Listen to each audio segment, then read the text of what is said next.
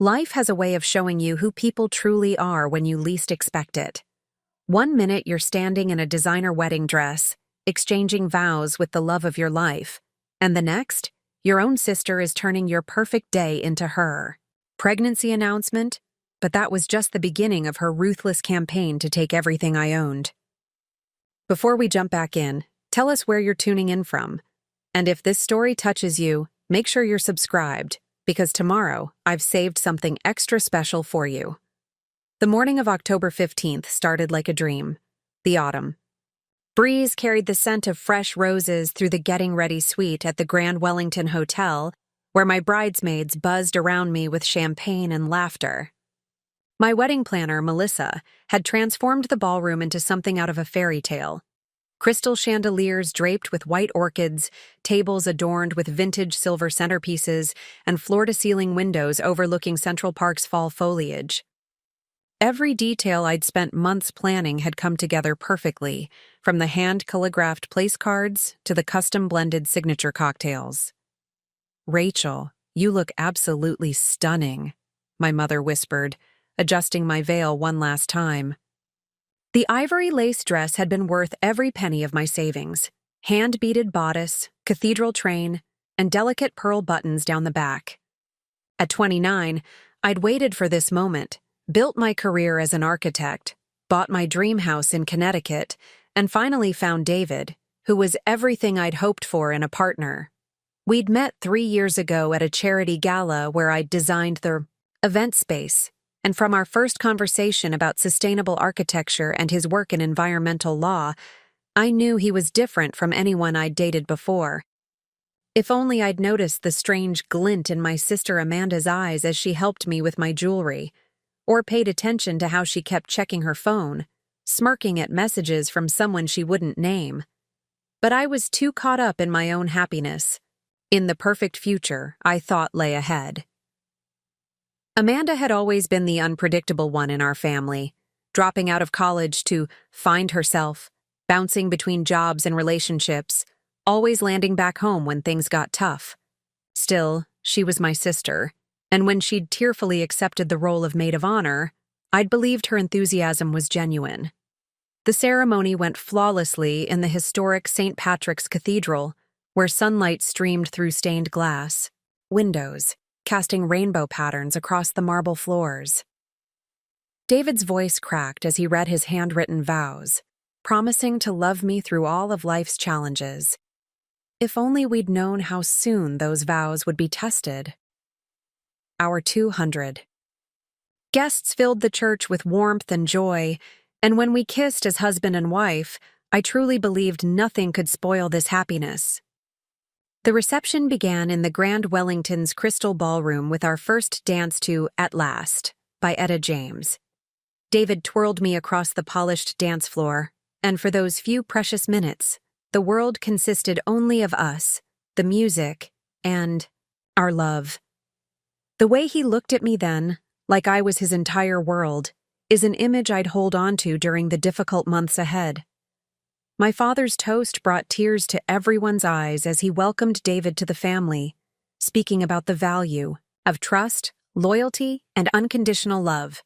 Dad had always been my rock, the one who'd encouraged me to pursue architecture when everyone else questioned whether I could succeed in a male-dominated field. He'd helped me navigate the purchase of my house in Connecticut, spending weekends helping me restore its Victorian charm. His support had meant everything to me, which made what happened next even more painful. Then came time for the maid of honor's speech. Amanda, my younger sister by 2 years, took the microphone with an enthusiasm that should have warned me. Something was wrong. She'd always been the dramatic one, the center of attention, but I'd never imagined she'd go this far. Looking back, I should have noticed how she'd positioned herself perfectly in front of the photographer, ensuring every reaction would be captured. "Before I start my toast to the happy couple," she began, her voice carrying across the suddenly quiet room, "I have my own special announcement to make." She paused for effect, her hand moving to rest on her stomach. "I'm pregnant, and not just that, I'm having twins." The room erupted in gasps and scattered applause. All eyes turned. From me, the bride, to my sister, exactly as she'd planned. But Amanda wasn't finished. "And since family is what today is all about," she continued, her eyes finding mine with an unsettling intensity, "I wanted to ask my successful architect sister for a very special baby gift. Rachel, you know that beautiful house you bought last year? The one with the perfect nursery potential? Well, considering you'll be moving in with David anyway." My champagne glass nearly slipped from my fingers. Was my sister really asking for my house, my dream home that I'd spent years saving for and renovating, as a baby gift in the middle of my wedding reception? The house represented everything I'd worked for: my independence, my success, my future. Every detail, from the restored hardwood floors to the custom-designed kitchen, reflected years of hard work and sacrifice. David's hand found mine under the table, squeezing gently, but I barely felt it. The room seemed to spin as Amanda continued her speech, skillfully weaving together congratulations to us with not-so-subtle hints about her growing family's needs and how blessed she was to have such a generous sister. Later, during the father-daughter dance, Dad pulled me close and whispered, "Maybe you should consider it, sweetheart. Family has to take care of family, and with twins on the way." His words felt like a betrayal, cutting deeper than Amanda's announcement. The father who'd just spoken about loyalty was now suggesting I give up my home, the one I'd worked so hard for, to my manipulative sister. What I didn't know then was that this was just the opening move in Amanda's elaborate game. Her pregnancy announcement and outrageous request at my wedding were merely the first steps in a calculated plan to take everything I'd built. But sometimes the worst moments in our lives become catalysts for unexpected strength, and through the chaos that followed, I would discover just how resilient I could be. Little did I know, as I tried to salvage what remained of my wedding reception, that this was only the beginning of a story that would test every relationship I held dear and force me to redefine the meaning of family, success, and self-worth. The path ahead would teach me lessons about strength, boundaries, and the true meaning of family that I never expected to learn on what should have been the happiest day of my life. The remainder of the reception passed in a blur of forced smiles and hollow congratulations. David and I cut our wedding cake, a 5-tier masterpiece that now felt like a monument to shattered expectations. As we went through the motions of traditional wedding festivities, I couldn't help but notice how the evening had transformed into an impromptu baby shower for Amanda, with guests clustering around her to discuss nursery themes and due dates. My best friend and fellow architect, Sophie, pulled me aside during the band's break. "Rachel, you're not actually considering giving her your house, are you?" she whispered, concern etched across her face. "That place is your masterpiece. You spent 2 years restoring those original Victorian details." The genuine worry in her voice nearly broke my composure, but I held myself together, just as I'd learned to do during countless presentations to demanding clients. "Of course not," I replied, though my voice lacked conviction. The truth was, my father's words had shaken me more than I wanted to admit. Throughout my life, family first had been our cardinal rule, the foundation upon which every decision was built. Now that same principle was being weaponized against me. Later that night, in our honeymoon suite at the Grand Wellington, David and I finally had a moment alone to process everything. He loosened his bow tie and sat beside me on the ornate chaise lounge, his lawyer's mind already analyzing the situation from every angle. "What Amanda did was calculated," he said, his usual gentle tone hardened by anger. "She chose your wedding day for maximum impact, knowing you'd be too shocked to react. But Rachel, you need to understand something. That house isn't just property. It's your independence, your future security. We need to handle this carefully." I slipped off my wedding heels, feeling the weight of the day in every muscle. My parents clearly expect me to give it to her, Did you see how many hints Mom dropped during dessert about family obligations and thinking of the babies? The memory of my mother's pointed comments about how David's penthouse apartment would be more than enough space for newlyweds made my stomach churn. David took my hands in his wedding band still unfamiliar against my skin. We don't have to decide anything tonight. Let's go on our honeymoon. Take some time to think clearly about this. He was right, of course. We had 2 weeks planned. In the Maldives, a chance to escape and reset. But Amanda had other plans. The next morning, as we prepared to leave for the airport, my phone exploded with messages. Amanda had posted photos from the wedding on social media, but not the usual celebratory shots.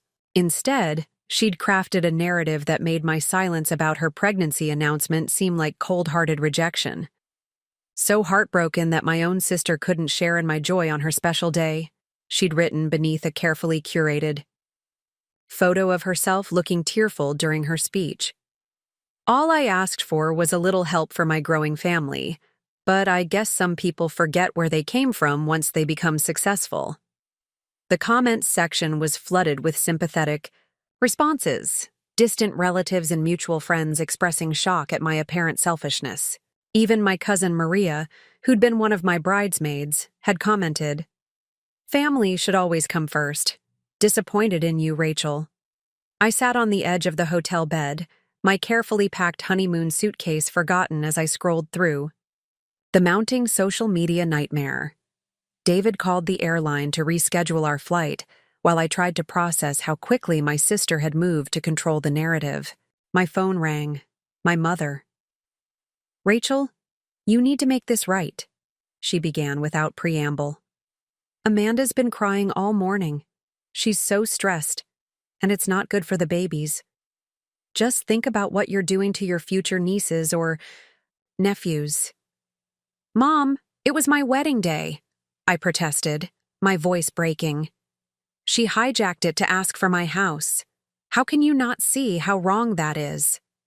All I see is one daughter who's blessed with success and another who's about to be a single mother of twins," she replied, her disappointment evident. "Your father and I raised you better than this.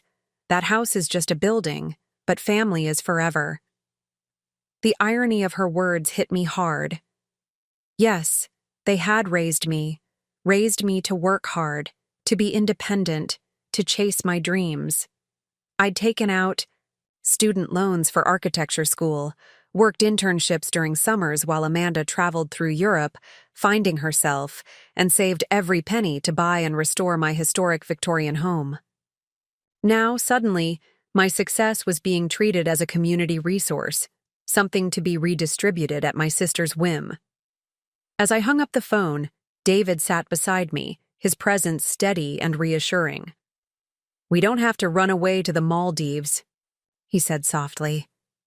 "But we also don't have to stay here and let them pressure you into something you'll regret forever. What do you want to do?" Looking into his eyes, I found the strength to voice the decision that had been forming in my mind. "I want to fight back," I said, surprised by the firmness in my tone. "Not with drama or social media wars, but by standing my ground. I've worked too hard to let emotional manipulation take away everything I've built." What I didn't realize then was that standing my ground would cost me far more than I imagined, but it would also lead me to discover a strength I never knew I possessed. The coming months would test every principle I believed in and force me to redefine the meaning of family, not as a chain that binds, but as a bond that must be earned through respect and love. Preparing and narrating this story took us a lot of time, so if you are enjoying it, subscribe to our channel. It means a lot to us. Now back to the story. David and I ultimately decided to postpone our honeymoon, a decision that proved prescient, when I arrived at my office Monday morning. As I walked through the doors of Patterson & Associates architectural firm, where I'd spent the last 6 years building my reputation, the usual morning greetings felt oddly strained. My assistant Jessica's eyes darted away when I passed her desk, and conversations in the break room hushed as I entered. It wasn't until I reached my office that I understood why. There, waiting on my desk, was an email from Thomas Patterson, himself, the firm's founder and my mentor since graduation. "Rachel, please see me in my office immediately." The timestamp showed 7:15 a.m., nearly an hour before he usually arrived. The walk to his corner office felt endless. Through the glass walls, I could see him sitting at his massive mahogany desk, his expression uncharacteristically stern. As I entered, he gestured to one of the leather chairs across from him without his usual warm smile. "Rachel, I've known your family for 20 years, he began, folding his hands on his desk. "Your father and I have been golf partners since before you were in college. That's why this situation is particularly delicate." He turned his monitor toward me, showing Amanda's social media posts about my betrayal. But now there were additions, comments from my father about how success had changed me, implications that I'd stepped on others to climb the corporate ladder. "Your sister's post has gone viral in our local business community," Thomas continued. His tone measured. "Several of our biggest clients have expressed concerns. The Riverside Development Project, in particular, they're worried about entrusting their family-focused community design to someone being portrayed as anti-family." My throat tightened.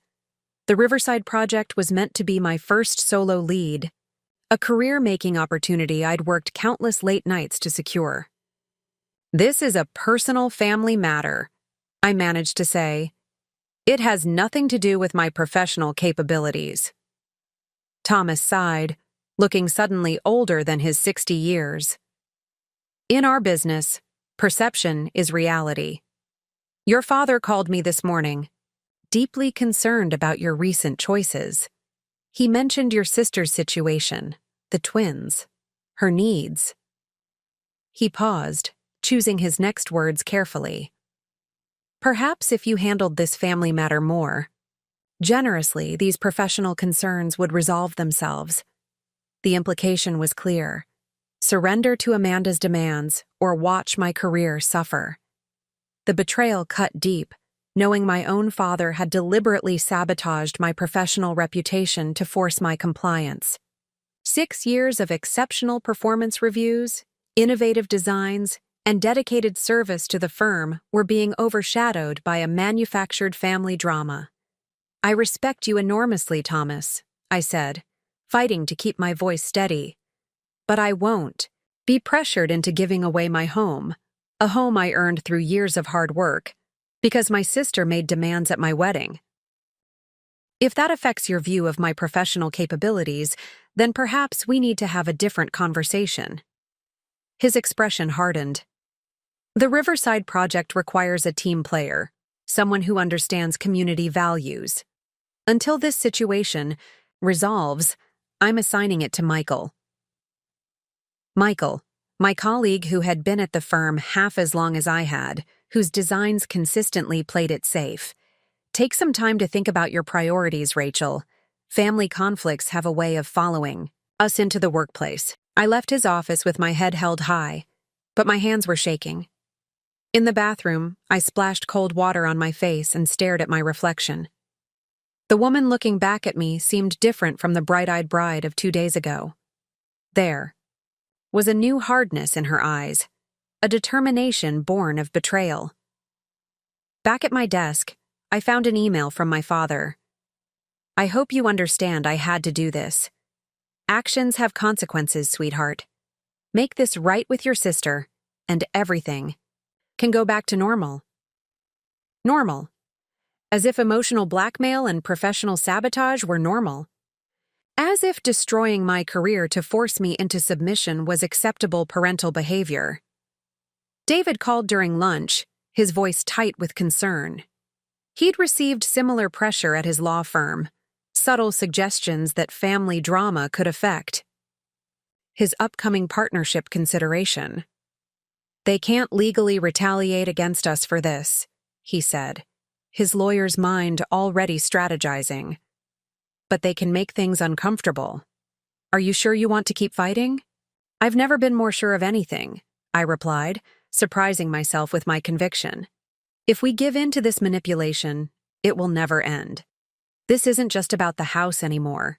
It's about standing up to bullying, about refusing to let emotional blackmail dictate our lives. That evening, I stayed late at the office, using the quiet hours to think. I opened my laptop and began to write. Not another defensive social media post or angry email to my family, but a business plan. If Patterson and Associates couldn't value my work without attaching strings of personal manipulation, perhaps it was time to value it myself. As I typed, a new sense of purpose filled me. They thought they could force my compliance by threatening my career, but they had underestimated me. Every obstacle they placed in my path would become a stepping stone to something greater. I might lose some battles in this war, but I was determined to win something far more important than just keeping my house. I would win my independence, my self-respect, and the right to define my own boundaries. The next morning I submitted my resignation to Patterson and Associates. Thomas Patterson's response was immediate, a mixture of surprise and condescension that only reinforced my decision. "You're making an emotional decision, Rachel," he advised, leaning back in his leather chair. "Take some time to reconsider. The market isn't kind to solo architects, especially with a damaged reputation." I placed my resignation letter on his desk, printed on the same high-quality paper I'd used for client presentations. "My reputation is built on my work, not on family drama. Thank you for the opportunities you've provided, but I cannot continue at a firm where my professional advancement is contingent upon personal capitulation." As I packed my office, colleagues watched through the glass walls with a mixture of curiosity and discomfort. Michael, who had inherited my Riverside project, approached with an awkward attempt at sympathy. "Look, Rachel, I'm sure once you give your sister what she wants, Patterson will welcome you back. Sometimes we have to sacrifice for family peace." His words crystallized everything wrong with the situation. Everyone expected me to yield, to prioritize peace over principle. The possibility that I might forge my own path hadn't occurred to them. I simply smiled and continued packing my awards, degrees, and project portfolios. David met me for lunch, at our favorite cafe, bringing news of his own. "I've accepted a position with Morrison Environmental Law," he announced, sliding a business card across the table. "They're smaller than my current firm, but they're known for their integrity." The partner actually congratulated me on standing up to corporate pressure tactics. His support strengthened my resolve. That afternoon, I walked into the Connecticut Bank and Trust with a comprehensive business plan. Susan Chen, the loan officer, reviewed my portfolio with genuine interest. "Your designs are impressive," she noted, studying the Riverside project proposals Patterson had deemed too innovative. "And your financial history is excellent. But," she hesitated, "there are concerns about the recent social media situation." I met her gaze directly. "Ms. Chen, those posts represent one side of a personal matter.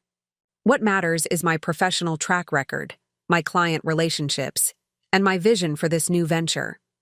I'm prepared to offer my house as collateral, the same house my sister is trying to claim. That should demonstrate my confidence in this endeavor." Something in my determination must have resonated with her. After 2 hours of detailed discussion, I emerged with preliminary approval for a business loan. The terms were less favorable than they might have been without the controversy, but it was a start. That evening, I transformed my home office into the headquarters of Wilson Architectural Design. The irony wasn't lost on me. The very house Amanda wanted to take would become the foundation of my independent success. As I set up my drafting table and computer station, David ordered celebration takeout from our favorite Italian restaurant. "To new beginnings," he toasted, raising his wine glass, "and to standing firm in the face of pressure." His law experience had already proved invaluable in establishing my new business entity and reviewing contracts. The doorbell rang just as we were finishing dinner. Through the frosted glass, I recognized my mother's silhouette. Taking a deep breath, I opened the door. She stood there, clutching her handbag, looking simultaneously angry and wounded. "Your father is devastated," she began without preamble. "Throwing away your career? Damaging professional relationships he spent years building for you? And for what? To spite your pregnant sister?" I invited her in, maintaining my composure. "Mom, I haven't thrown away anything. I've started my own firm. And those relationships Dad built, they were always about control, not support. I see that clearly now." She sank into an armchair, surveying the office setup with dismay. "All this drama over a house. Why can't you just help your sister? We raised you to be generous, to put family first." "You raised me to work hard and be independent," I corrected her. "The house isn't just property. It's everything I've worked for, everything I believe in. Giving it away under pressure wouldn't be generosity. It would be surrender to emotional manipulation." Mom's expression hardened. "Amanda's doctor says her blood pressure is elevated from all this stress. If anything happens to those babies, because of your stubbornness." She left the threat hanging. "That's emotional blackmail, Mom, and I won't accept it anymore. I love you, but I won't let guilt and manipulation dictate my life choices. You raised me to be stronger than that." After she left, I sat at my new desk, looking out at the garden I'd restored by hand. The Victorian roses were blooming, their scent drifting through the open window.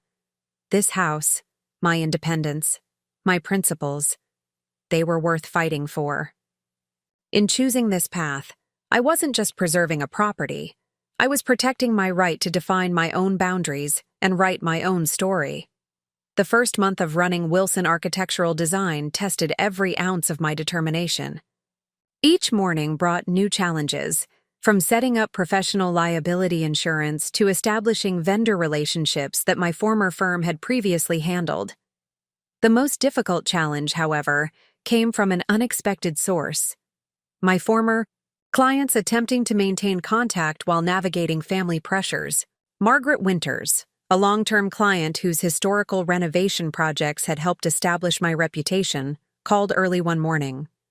"Rachel, I've known you since you were an intern," she began, her usually confident voice hesitant.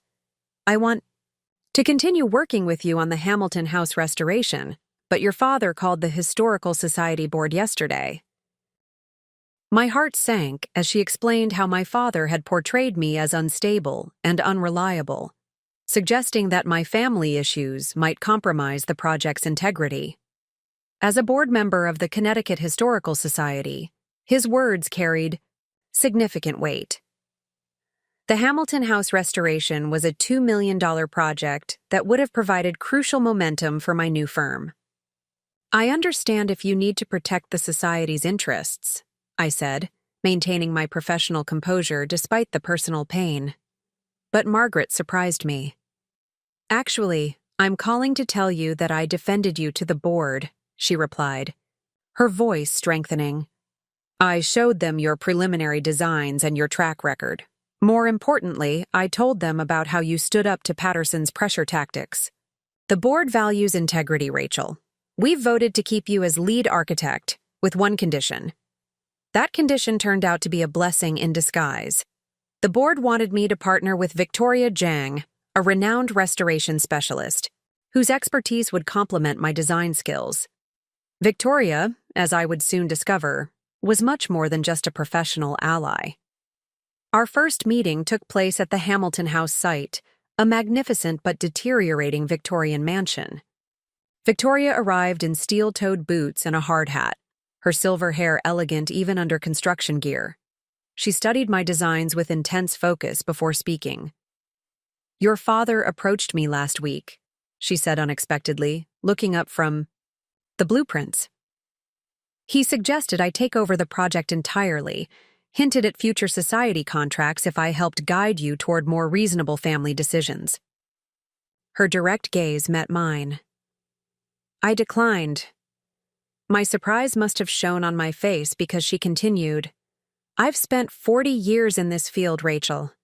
I've seen every kind of pressure tactic used against young professionals, especially women who dare to stand their ground. What your family is doing isn't about a house or even about your sister's pregnancy. It's about control." As we walked through the mansion's rooms, Victoria shared her own story. In the 1980s, her family had pressured her to sell her architectural practice to her male cousin, insisting it wasn't proper for a woman to run a construction-related business. Instead of yielding, she'd expanded into historical restoration, building a reputation that made her one of the most sought-after specialists in New England. "They didn't speak to me for 5 years," she revealed as we examined the original crown molding. "Now they brag about their successful daughter at every family gathering. Stand your ground, Rachel. Excellence is the best revenge." That afternoon, Victoria introduced me to her network of contractors, suppliers, and fellow preservation specialists. These connections proved invaluable as word of my situation spread through the architectural community.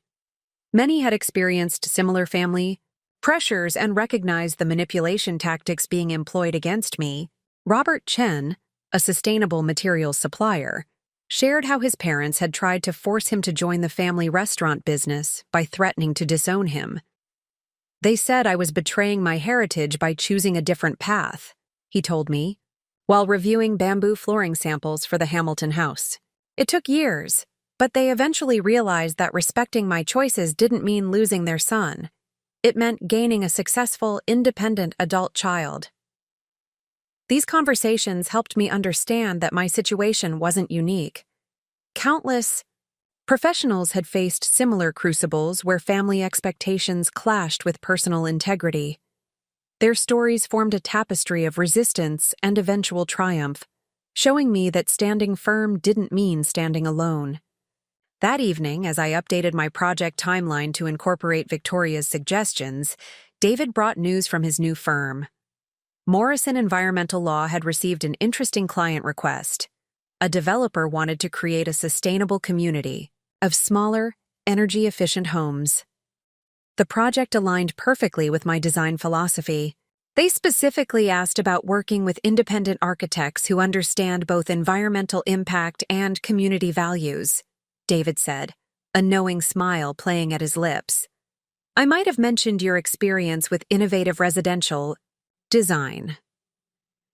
As I reviewed the project brief, I realized that every attempt to diminish me was paradoxically opening new doors. Patterson's rejection of my innovative designs had freed me to pursue them independently. My father's interference with the Historical Society had led to a valuable mentorship with Victoria. Even Amanda's social media campaign had connected me with others who'd faced similar challenges. The path forward wouldn't be easy, but I was no longer walking it alone. Every person who chose to stand with me, who recognized the importance of maintaining boundaries and integrity, strengthened my resolve. Success, I was learning, wasn't just about surviving pressure. It was about thriving despite it, about building something stronger and more authentic than what others tried to force you to accept.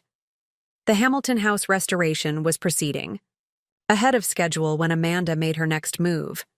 I was on site, reviewing the newly restored Victorian staircase with Victoria, when my phone began buzzing with messages from concerned colleagues. My sister had escalated her social media campaign, this time with a professionally produced video that painted me as a villain in her narrative. The video, expertly edited and clearly expensive, showed Amanda walking through a cramped apartment, cradling her growing baby bump. "This is where I'll have to bring my twins home." Her voice trembled as she gestured to a small bedroom. "While my sister lives alone in a 4-bedroom Victorian house, refusing to help her pregnant sister." The camera panned dramatically across peeling wallpaper and dated fixtures, lingering on a crack in the ceiling. Victoria watched the video with me, her experienced eyes narrowing. "That's not her apartment," she said suddenly. "Those architectural details. It's a set. Notice how the window placement doesn't match the exterior shots?" Her observation confirmed my suspicion that this was another carefully orchestrated performance. The video continued with interviews from my parents, both appearing distraught. "We don't recognize our daughter anymore," my father lamented, his golf attire somewhat undermining the attempt at appearing financially distressed.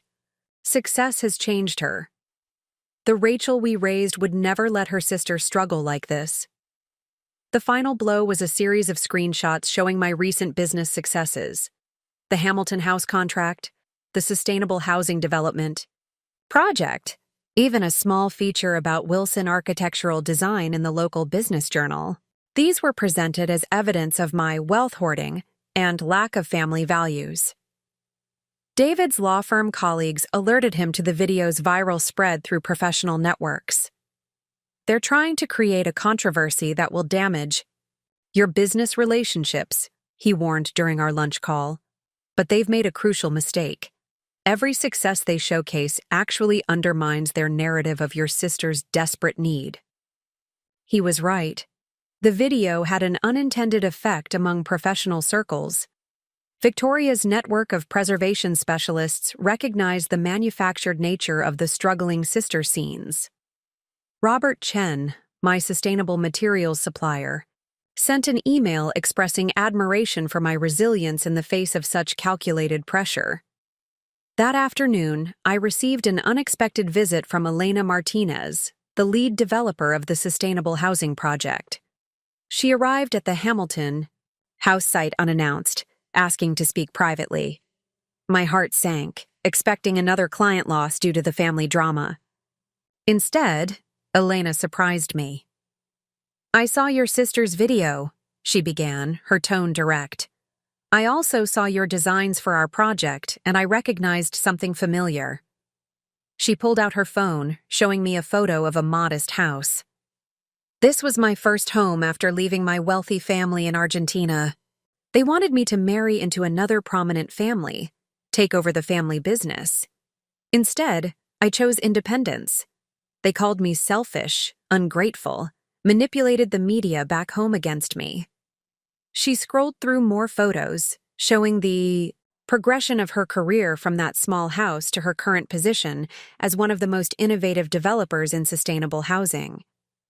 "Your designs show someone who understands that homes are more than status symbols or bargaining chips. They're foundations for independence, for building authentic lives. That's exactly what our project needs." Not only was Elena keeping me on the project, but she also offered to expand my role. The sustainable housing development would now include a community center, and she wanted me to lead its design. "Show them what you can build while standing your ground," she said with a knowing smile. That evening, as I worked late at my home office, finalizing the community center concepts, an email arrived from Amanda. The subject line read, "Last chance." The message was brief but telling. "I know things about your business, Rachel, things that could interest the licensing board. Are you sure all your permits and certifications are perfect? Give me the house, or I start asking questions. You have 48 hours. The threat was clear, but something had changed in me. Where once such manipulation might have sparked fear or doubt, I now felt a calm certainty. I forwarded the email to David and my newly retained business attorney, then returned to my work. The community center design was taking shape, a building that would serve as both a gathering space and a symbol of sustainable living. Victoria's words from earlier that day echoed in my mind. "Every attempt to tear you down is an opportunity to build something stronger." She was right. Each attack had pushed me to forge new connections, to create more innovative designs, to build not just buildings, but a network of people who understood the value of standing firm in their principles. As I sketched late into the night, I realized that this journey had given me something unexpected. A clearer vision, not just of my professional future, but of who I was and what I stood for. Every line I drew, every design I created, was a statement of independence, a declaration that true family supports growth rather than demanding submission. The next morning would bring new challenges, but I was ready. My sister's threats hadn't weakened my resolve. They had reinforced the importance of building a life and career on a foundation of integrity.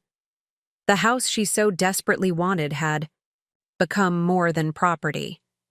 It was a symbol of the strength found in standing your ground, even when those closest to you demand you fall. The morning after Amanda's threat arrived, I met with Caroline Foster, the business attorney David had recommended. Her office occupied the top floor of a restored brownstone, its walls lined with certificates and awards from decades of practice. She reviewed Amanda's email with methodical precision, her expression revealing nothing until she finished. "Your sister has made a critical error," Caroline stated, placing her reading glasses on her mahogany desk. "This email constitutes written evidence of attempted blackmail. Moreover, the implied threat to make false reports to the licensing board is a serious matter. We can use this to our advantage."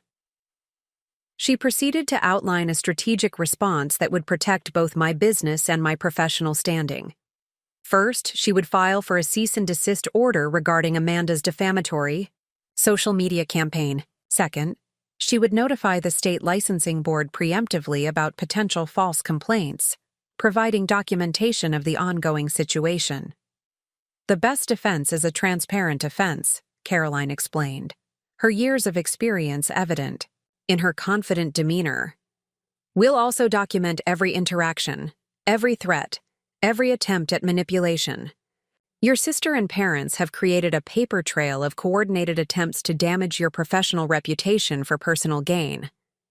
As we discussed the legal strategy, my phone buzzed with a text from my mother. "Amanda's been admitted to the hospital with stress-related complications.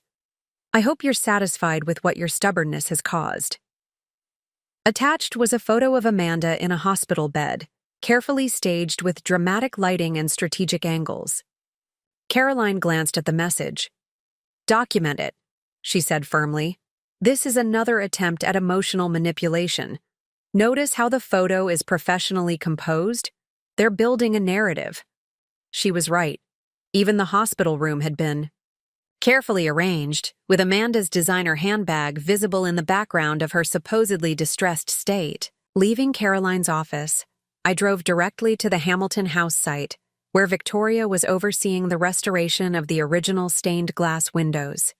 She listened intently as I updated her on the situation, her experienced eyes evaluating the craftsmanship even as we talked. "Your sister's threats have actually given us an opportunity," Victoria observed, directing a craftsman's attention to a particular detail in the window restoration. "The Historical Society Board meets next week to review project progress. We can demonstrate how attempts to undermine you have failed to impact your professional execution. Success is the best defense against character assassination." She was right. The Hamilton House restoration was ahead of schedule and under budget, with several innovative solutions that had impressed the historical preservation community. My design for the Sustainable Housing Community Center had received preliminary approval from the Planning Commission, with specific praise for its integration of historical architectural elements with modern environmental considerations. That afternoon, I received an unexpected call from Marcus Chen, the developer behind the Riverside project, my former firm's client that Thomas Patterson had reassigned after my departure. "I've been following your recent work," he began without preamble. "The Sustainable Community Center designs caught my attention. Patterson's replacement has submitted the most conservative, uninspired proposals I've ever seen." My heart raced. As Marcus continued, "I saw your sister's social media campaign. I also saw how you've handled it, professionally, without compromising your work quality. That's exactly the kind of resilience and integrity we need for Riverside. Would you consider submitting a proposal through your new firm?" The opportunity was enormous. Riverside was a $50 million development that would transform an abandoned industrial area into a vibrant mixed-use community. The project that Patterson had taken away from me was now potentially returning, but on my own terms. David joined me for dinner that evening. bringing news from his environmental law contacts. The sustainable housing project has attracted attention from state-level green building initiatives, he reported. There's potential grant funding available for innovative community designs. Your community center could qualify for substantial support. As we discussed the possibilities, another email arrived from Amanda. This one was different. No threats, just a single sentence. Dad's calling an emergency family meeting tomorrow. Night. You need to be there. The tone suggested something had shifted, though whether for better or worse remained to be seen. David squeezed my hand supportively. Whatever they're planning, you're not walking into it alone. We'll face it together, just like everything else. His unwavering support had been my anchor through the storms of recent weeks. Later that night, working in my home office, I realized something profound. Every threat, every attempt to undermine me had paradoxically strengthened my position. Amanda's social media campaign had connected me with others who'd faced similar challenges. Her threats had led to legal protection that would safeguard my business's future. My parents' interference had pushed me to build new, more authentic, professional relationships. The house they so desperately wanted me to surrender had become more than just a property. It was a symbol of professional integrity and personal boundaries. Each room held memories of challenges overcome. The living room where I'd drafted my first independent designs, the study where I'd planned my response to their pressure tactics, the garden where I'd found peace during the hardest moments. As I prepared for whatever the family meeting would bring, I felt a calm certainty. They could attempt to manipulate, threaten, or guilt me, but they couldn't shake the foundation I'd built, not just of my home, but of my conviction that standing firm against emotional blackmail was the right choice regardless of the cost. The family meeting was scheduled for 7 p.m. at my parents' colonial-style home in Hartford's historic district. David insisted on accompanying me, but I asked him to wait in the car.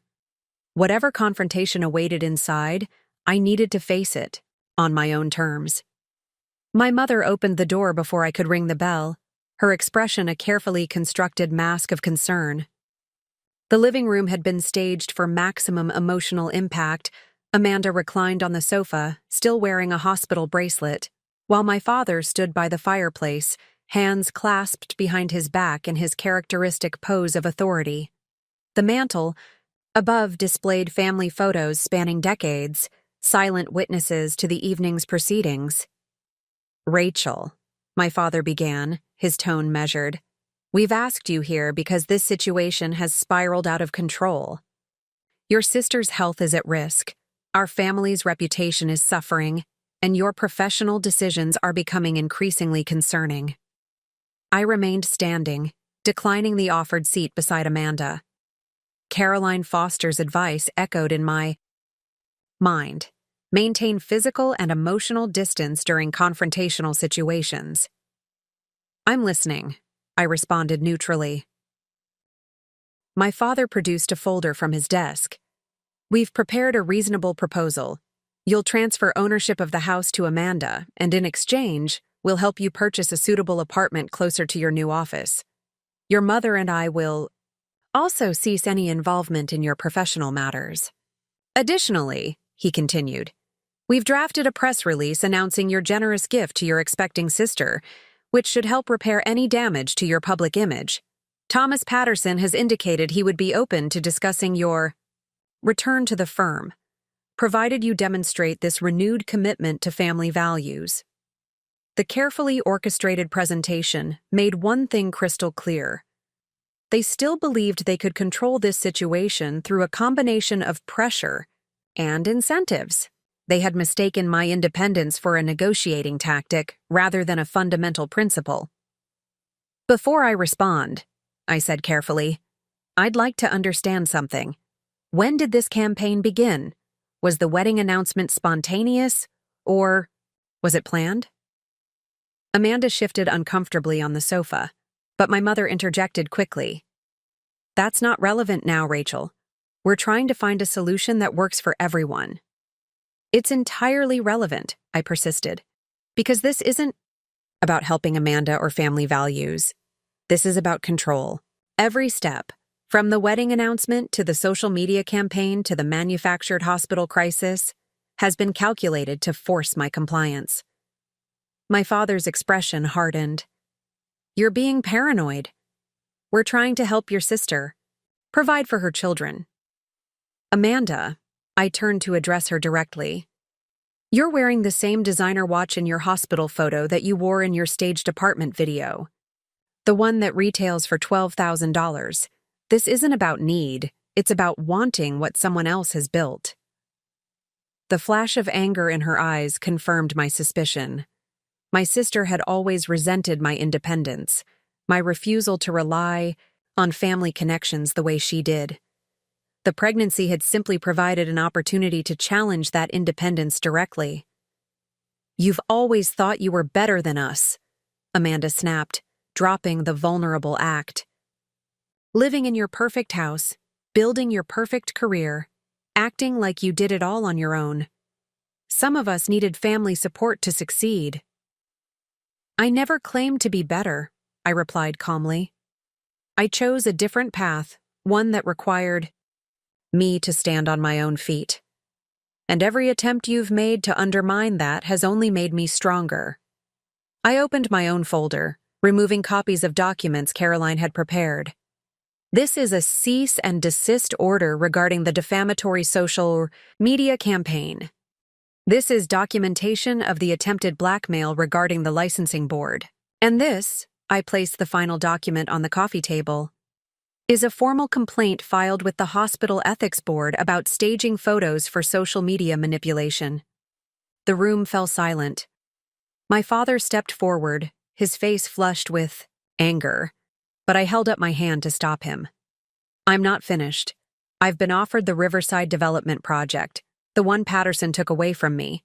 The Sustainable Housing Community Center design has attracted state-level attention. Every door you tried to close has opened new opportunities because I refuse to compromise my principles. I moved toward the door, pausing to look at the family photos on the mantel. You taught me to value family, but somewhere along the way, you confused love with control. Real family supports growth, celebrates independence, and respects boundaries. What you're doing isn't love, it's coercion. My mother started to speak, but I continued.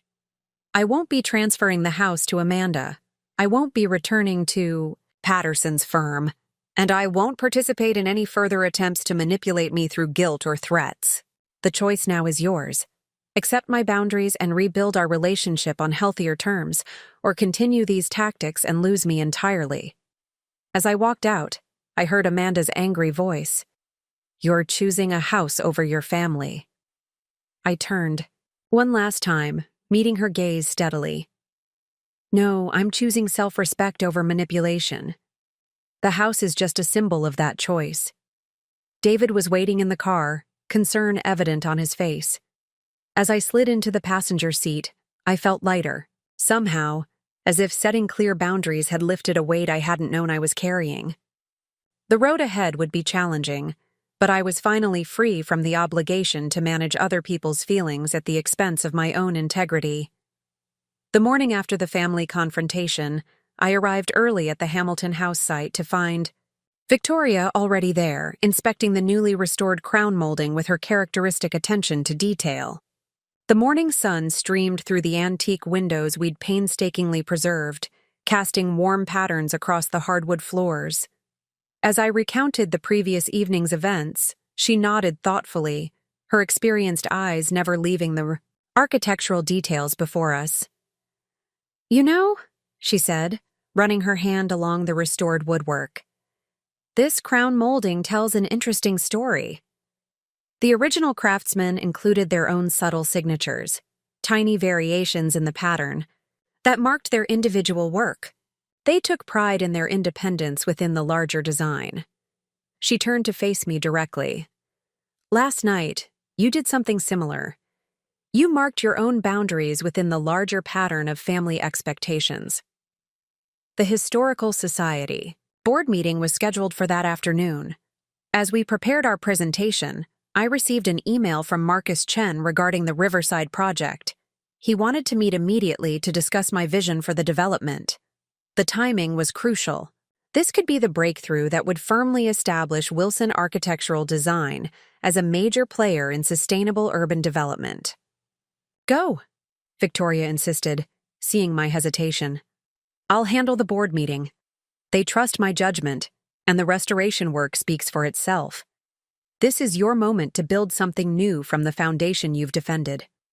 The Riverside site was a stark contrast to the Victorian elegance of Hamilton House, 30 acres of abandoned industrial buildings and overgrown lots. But where others saw decay, I envisioned possibility. Marcus met me at the property, his business attire oddly formal against the industrial backdrop. "Patterson's team has played it safe," he said, gesturing to the conventional development plans spread across the hood of his car. Cookie-cutter condos, standard retail spaces, nothing that addresses the community's real needs. He turned to me expectantly. "Show me something different." Walking the site, I shared my vision, converting the old factory buildings into mixed-income lofts that preserved their industrial character while incorporating green technology, creating community gardens in the abandoned lots, transforming the former loading docks into an outdoor marketplace for local vendors. Each element would honor the area's working-class history while building a sustainable future. "This isn't just about buildings," I explained, sketching quick concepts in my notebook. "It's about creating spaces that allow people to maintain their independence while building stronger communities. Every resident should feel both autonomous and connected." Marcus studied my preliminary sketches with growing enthusiasm. "This is exactly what we've been looking for," he said finally. "But I have to ask, given the recent publicity around your family situation, are you prepared for the scrutiny this project will bring?" I appreciated his directness. The attempts to undermine me have only reinforced my commitment to ethical, innovative design. Every challenge has pushed me to be more transparent, more professional, and more determined to create something meaningful. His response surprised me. "That's precisely why we want you for this project. Your handling of the recent pressure campaign showed integrity under fire. We need someone who won't compromise their principles when faced with opposition, because this development will face resistance from conventional interests." As we discussed contract details, my phone buzzed with updates from Victoria. The Historical Society Board had not only approved our progress on Hamilton House, but had also recommended us for 2 additional restoration projects. The very connections my father had tried to use against me were now opening new doors, impressed by my professional resilience. Returning to my office that evening, I found an unexpected visitor waiting. Sarah Martinez, my first client after starting Wilson Architectural Design, had brought her preliminary sketches for her sustainable bed and breakfast project. The drawings were spread across my desk, but her attention was focused on the framed photo on my wall, a simple shot of my house's Victorian facade. "I saw your sister's social media posts," she said without preamble. "And I remembered something my grandmother told me when my family pressured me to sell our ancestral farm for commercial development. She said, 'Some people will never understand that what they see as stubborn pride is really unshakable integrity.'" Sarah's project had seemed modest when she first approached me, converting her family's historic farmhouse into an eco-friendly bed and breakfast. Now, after our discussion of the Riverside development, I saw deeper possibilities. We spent the next 2 hours exploring ways to make her property a model of sustainable hospitality, preserving its agricultural heritage while innovating for the future. As the sun set, casting long shadows through my office windows, I reflected on how each attempt to diminish me had paradoxically expanded my professional horizons. The Hamilton House restoration had led to additional historical projects. The community center design had attracted state-level attention. Now the Riverside development offered a chance to prove that standing firm for one's principles could create positive change on a neighborhood scale. David called as I was reviewing the day's developments. His environmental law expertise had already identified several green building initiatives that could support the Riverside project. But more importantly, he understood the personal significance of these professional victories. "You're not just designing buildings anymore," he observed. "You're creating spaces that reflect your values: independence, sustainability, community. Every project is a statement about standing firm in what you believe." He was right. In defending my own boundaries, I had discovered a deeper architectural purpose. Each design now incorporated lessons learned from my personal struggle. The importance of preserving independence while fostering connection. The balance between honoring history and embracing change. The strength found in standing one's ground. The groundbreaking ceremony for the Riverside development arrived on a crisp autumn morning, 6 months after my family confrontation. The local press had gathered to cover what was being hailed as one of the most innovative urban renewal projects in the state's history. Standing at the podium, preparing to address the assembled crowd, I caught sight of a familiar figure at the back of the audience, Thomas Patterson, my former mentor, watching with poorly concealed interest. My presentation focused on the project's vision: transforming abandoned industrial spaces into a vibrant, sustainable community while preserving the area's historic character. The architectural renderings displayed behind me showed how we would convert the old textile mill into affordable live work spaces for artists and entrepreneurs, its brick facades restored to their original grandeur while incorporating state-of-the-art, green technology. "This development represents more than just buildings," I explained to the assembled journalists and community leaders. "It's about creating spaces that honor both independence and interconnection." Every design element, from the community gardens to the shared workspaces, supports individual growth while fostering meaningful connections. Marcus Chen, speaking next, announced that the project had received additional funding through a state environmental initiative, largely due to our innovative approach to sustainable design.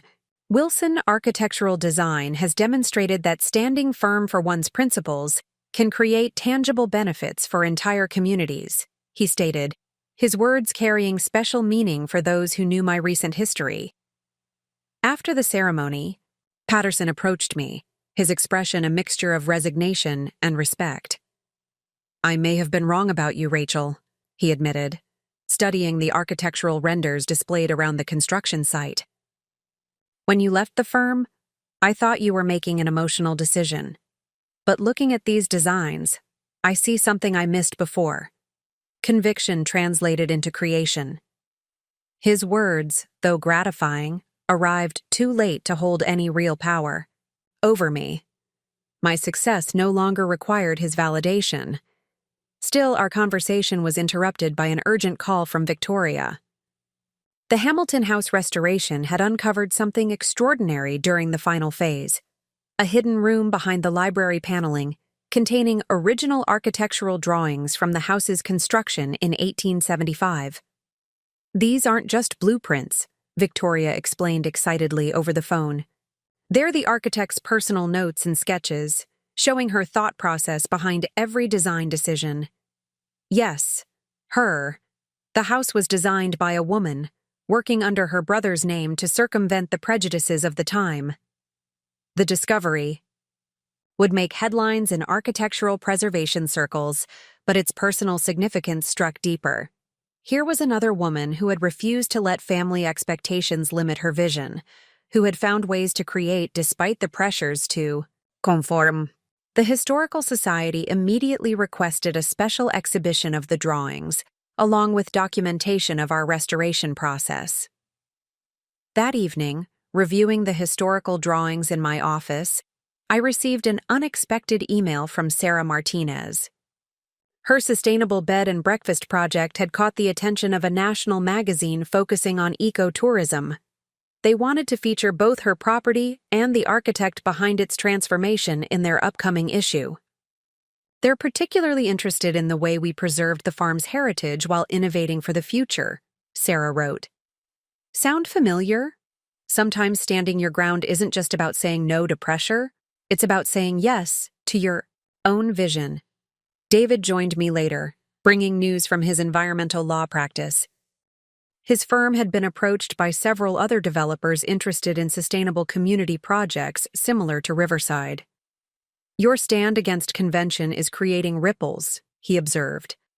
"Others are starting to see that maintaining integrity can coexist with professional success." As we discussed the day's events over dinner, my phone displayed a notification, another social media post from Amanda. But this one was different. Instead of accusations or manipulative photos, she had shared an ultrasound image with a simple caption: "Realizing that true strength means building your own path, not trying to take someone else's. Congratulations to my sister on the Riverside project." The post suggested a potential shift in perspective, though experience had taught me to be cautiously optimistic.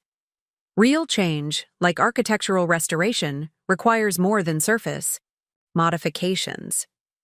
Yet the message hinted at the possibility of rebuilt relationships on healthier foundations. Looking out my office window at the Victorian garden I'd restored, I reflected on how each challenge had contributed to this moment. The wedding day betrayal that was meant to shake my foundations had instead inspired me to build something stronger.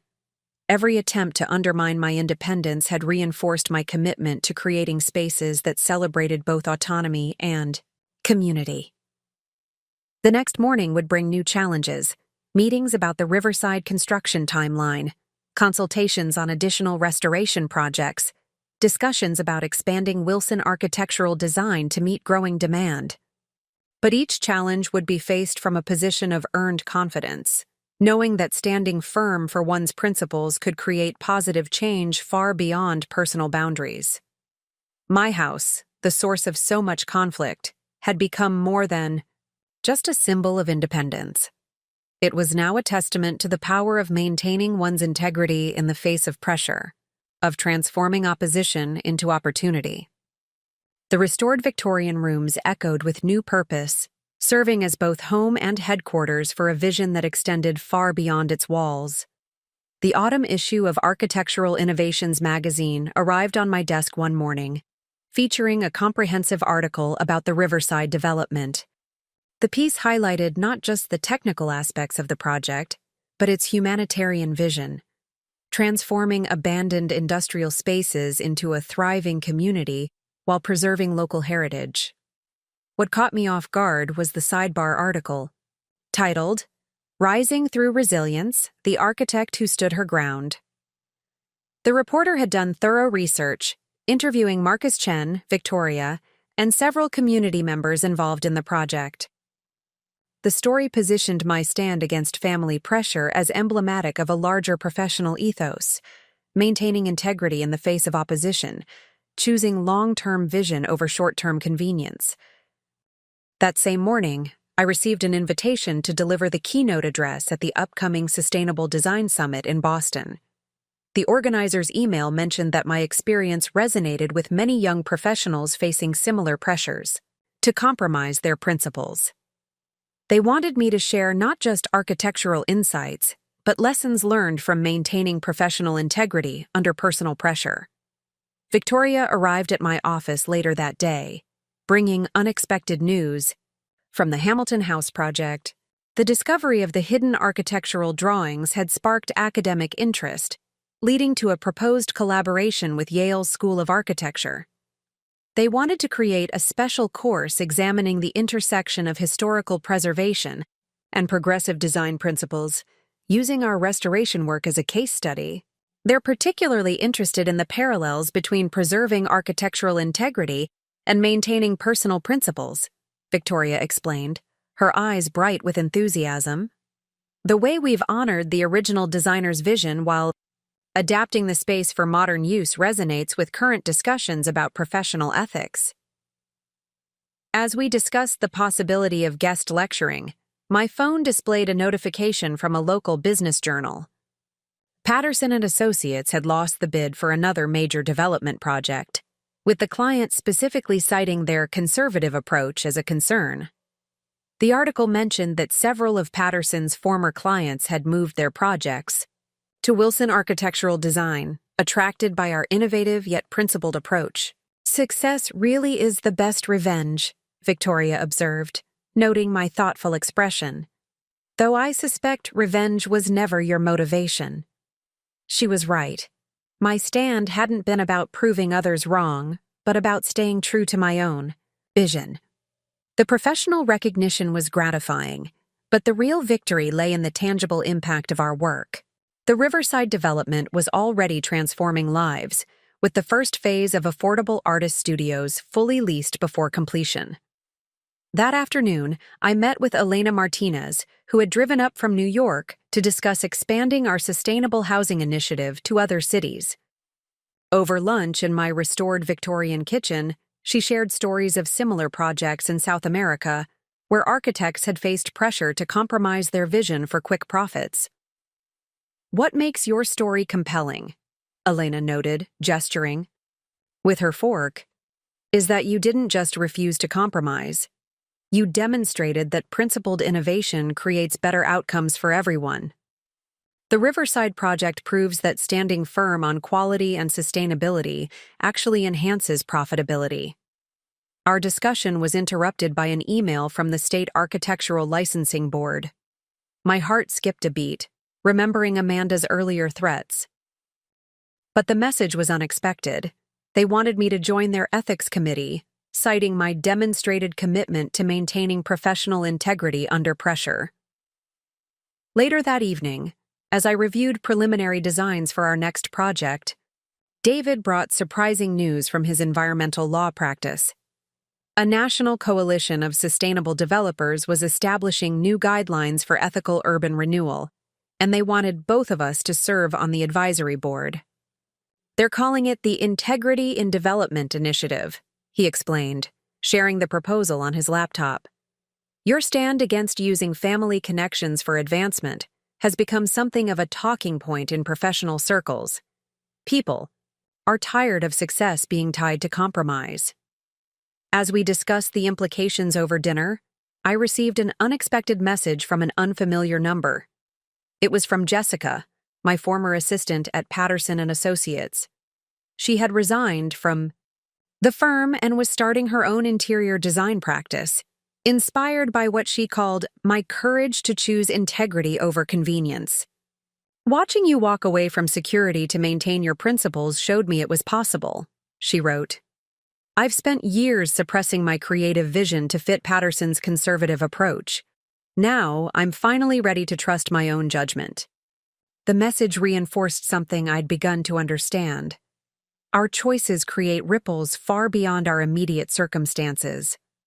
What had started as a personal stand against family manipulation had evolved into a larger statement about professional integrity.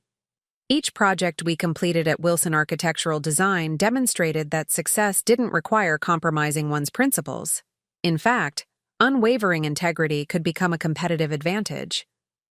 My house, which Amanda had tried to claim, had become more than just a personal sanctuary.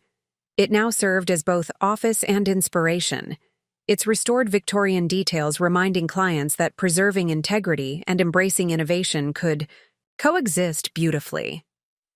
The very space my sister had tried to take had become a symbol of principled success, attracting others who shared our vision of ethical development.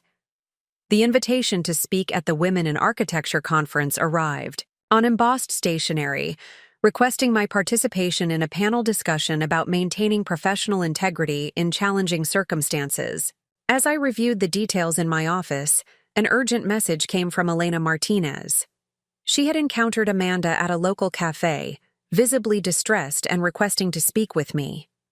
According to Elena, my sister appeared markedly different from her carefully curated social media presence. The designer clothes and practiced poise had been replaced by genuine vulnerability. "She seemed sincere," Elena reported, "though given your history, I thought you should hear about this encounter from me first." The timing was significant. The Riverside development's first phase was nearing completion, with the converted artist Studios already fostering a vibrant creative community. Local media had been featuring success stories of residents whose lives were being transformed by the project. The contrast between my professional achievements and Amanda's apparent struggles couldn't have been starker. After careful consideration and consultation with Caroline Foster, my attorney, I agreed to meet Amanda at Neutral Ground, the newly completed community center at Riverside.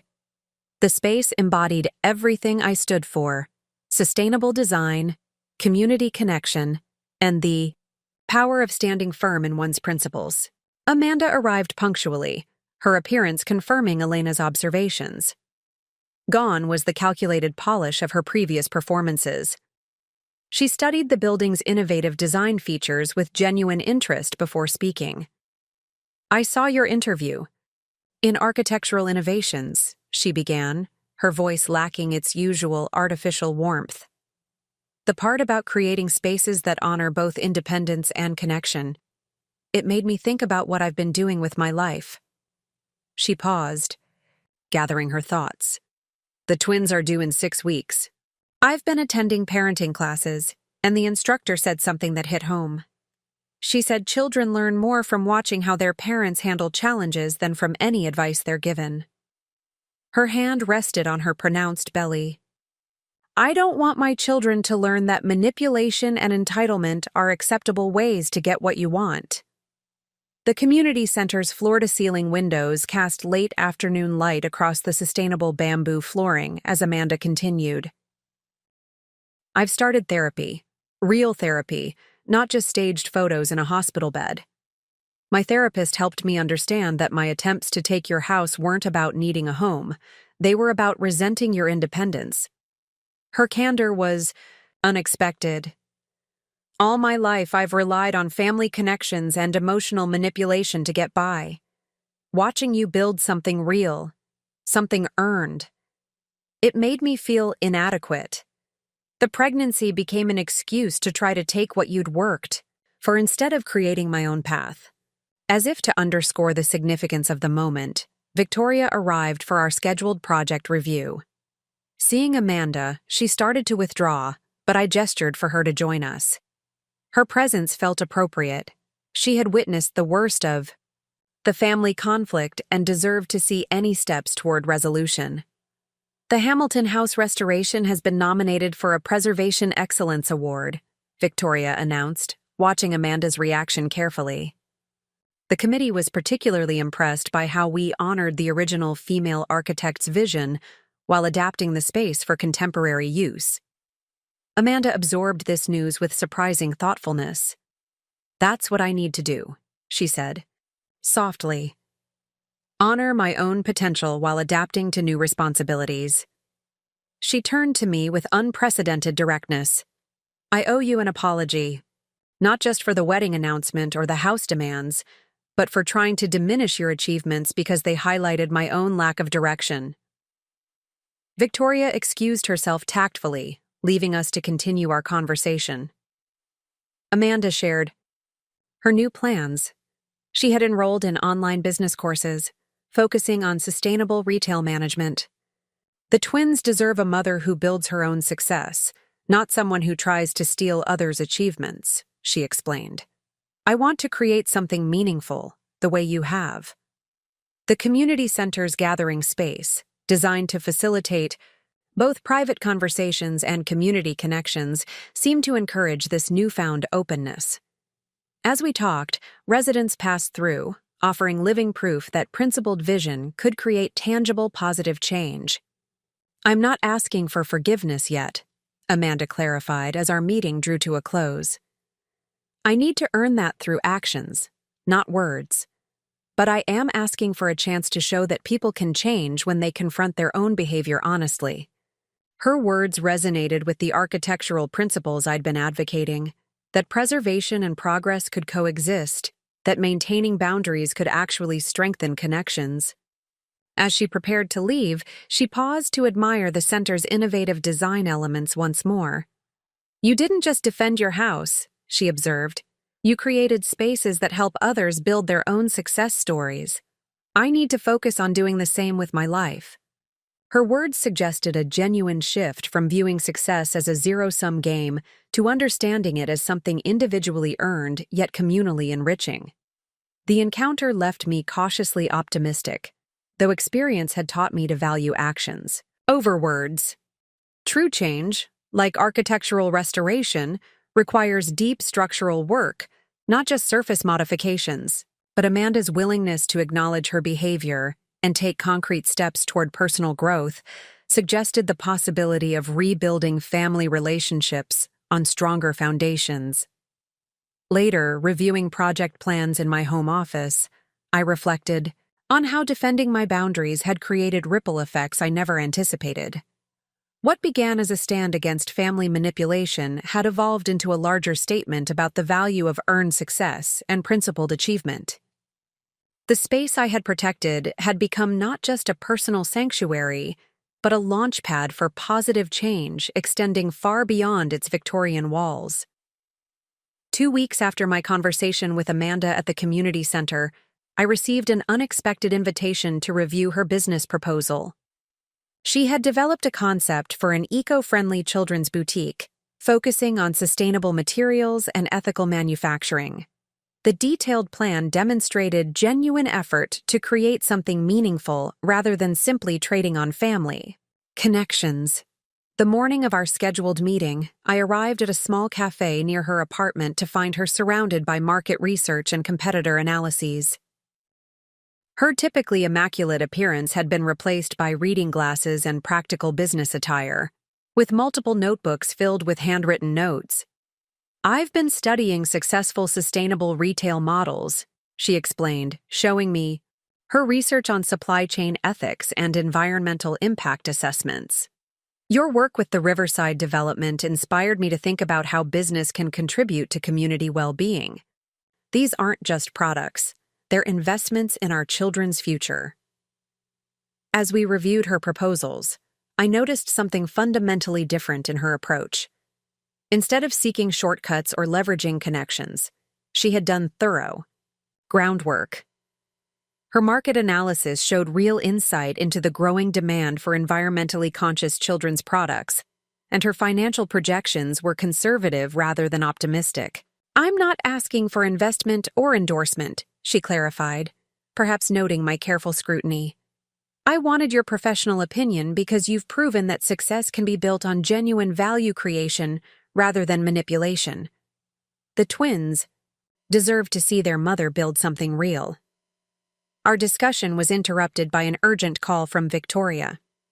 The Hamilton House restoration had caught the attention of a major architectural preservation foundation. They were interested in documenting our process of honoring historical integrity while incorporating sustainable elements, particularly relevant given the recent discovery of the original female architect's hidden designs.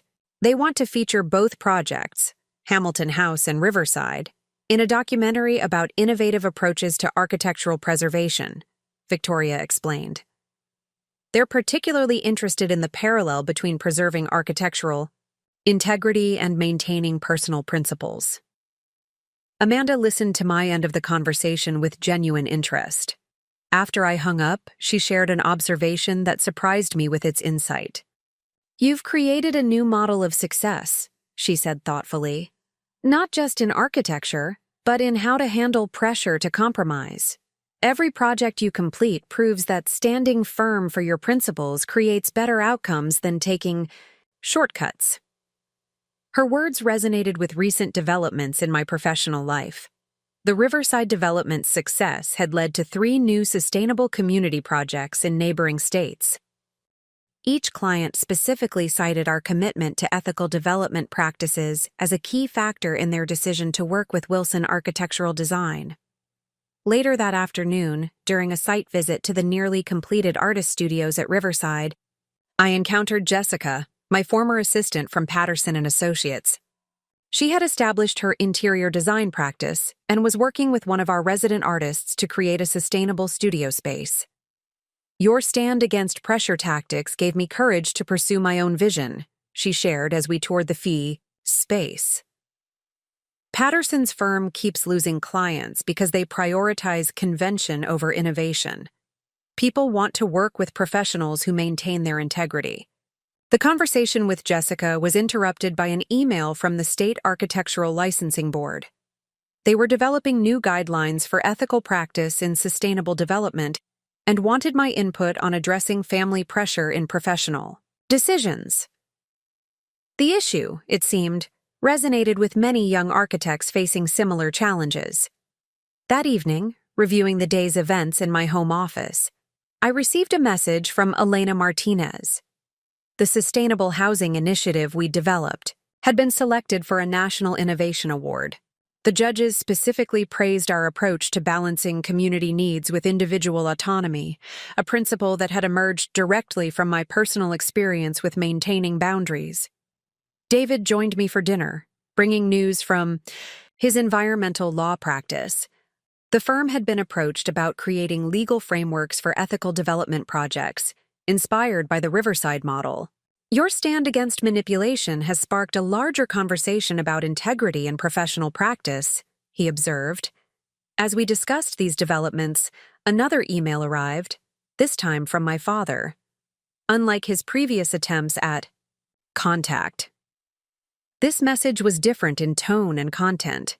He had been following the coverage of the Riverside development and had attended a community open house without making his presence known. I watched residents touring their new homes.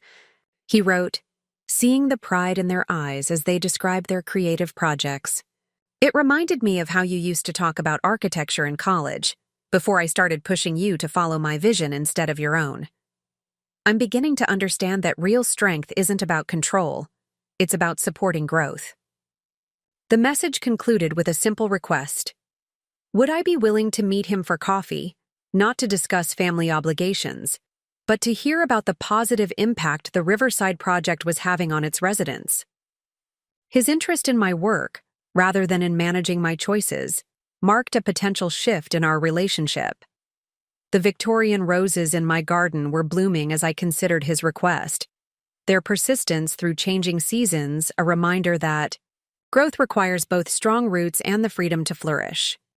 My stand against manipulation had created ripple effects I never anticipated, influencing not just my own path but inspiring others to defend their principles and pursue authentic success. The meeting with my father took place at the newly opened cafe within the Riverside development. The space embodied the project's principles: exposed brick walls preserved from the original factory, energy-efficient windows flooding the room with natural light, and furniture crafted by local artisans from reclaimed materials. As he entered, I noticed how he studied these details with newfound interest. This isn't what I expected, he admitted, settling into a chair crafted from restored factory beams. When you first spoke about sustainable development, I imagined something utilitarian, maybe even austere. But this... He gestured to the thoughtfully designed space around us. This proves that principle and beauty can coexist. The conversation that followed revealed unexpected depths. He had been following my professional journey more closely than I realized, not through family connections but through industry publications and community impact reports. The Riverside development had caught the attention of his business associates, several of whom had children living in the artist studios and creative workspaces. One of my golf partner's daughters has a ceramics studio here, he shared. She told him it's the first time she's felt part of a community that values both individual creativity and collective support. It made me think about how I've approached our relationship, always pushing for conformity instead of supporting your unique vision. As we talked, Victoria arrived with an update about the Hamilton House project. The Preservation Excellence Award nomination had led to an unexpected opportunity. A major foundation wanted to establish a mentorship program for young architects, using our restoration approach as a model for maintaining integrity while innovating. My father listened intently as Victoria outlined the program's potential impact. "You're not just designing buildings anymore," he observed after she left. "You're creating a blueprint for how to succeed without compromising your principles. I spent years trying to shape your path, never realizing you were forging something far more valuable." Our discussion was interrupted by a call from Elena Martinez. The Sustainable Housing Initiative had attracted international attention. A delegation of urban planners from Singapore wanted to visit Riverside, interested in adapting our community-centered development model for their public housing projects. Your reputation for ethical development practices is opening doors worldwide, Elena explained. They're particularly interested in how we've balanced preservation with innovation, and how standing firm on principles has created better outcomes than conventional approaches. My father's reaction to this news surprised me. Instead of attempting to leverage these connections for business advantages, as he might have done in the past, he expressed genuine pride in the project's merit-based success.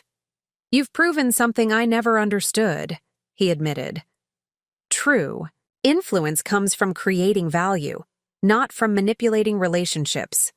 Later that afternoon, we toured the completed sections of Riverside together.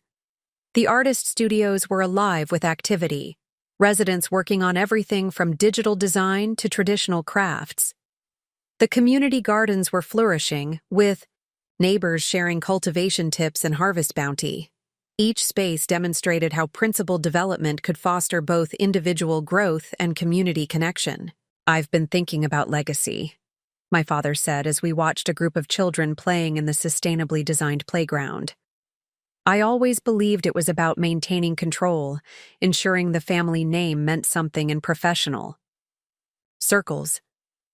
But you've shown me that real legacy is about impact, creating spaces and opportunities that help others build their own success stories."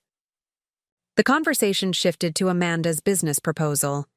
He had reviewed it independently, recognizing the genuine effort she had invested in research and planning.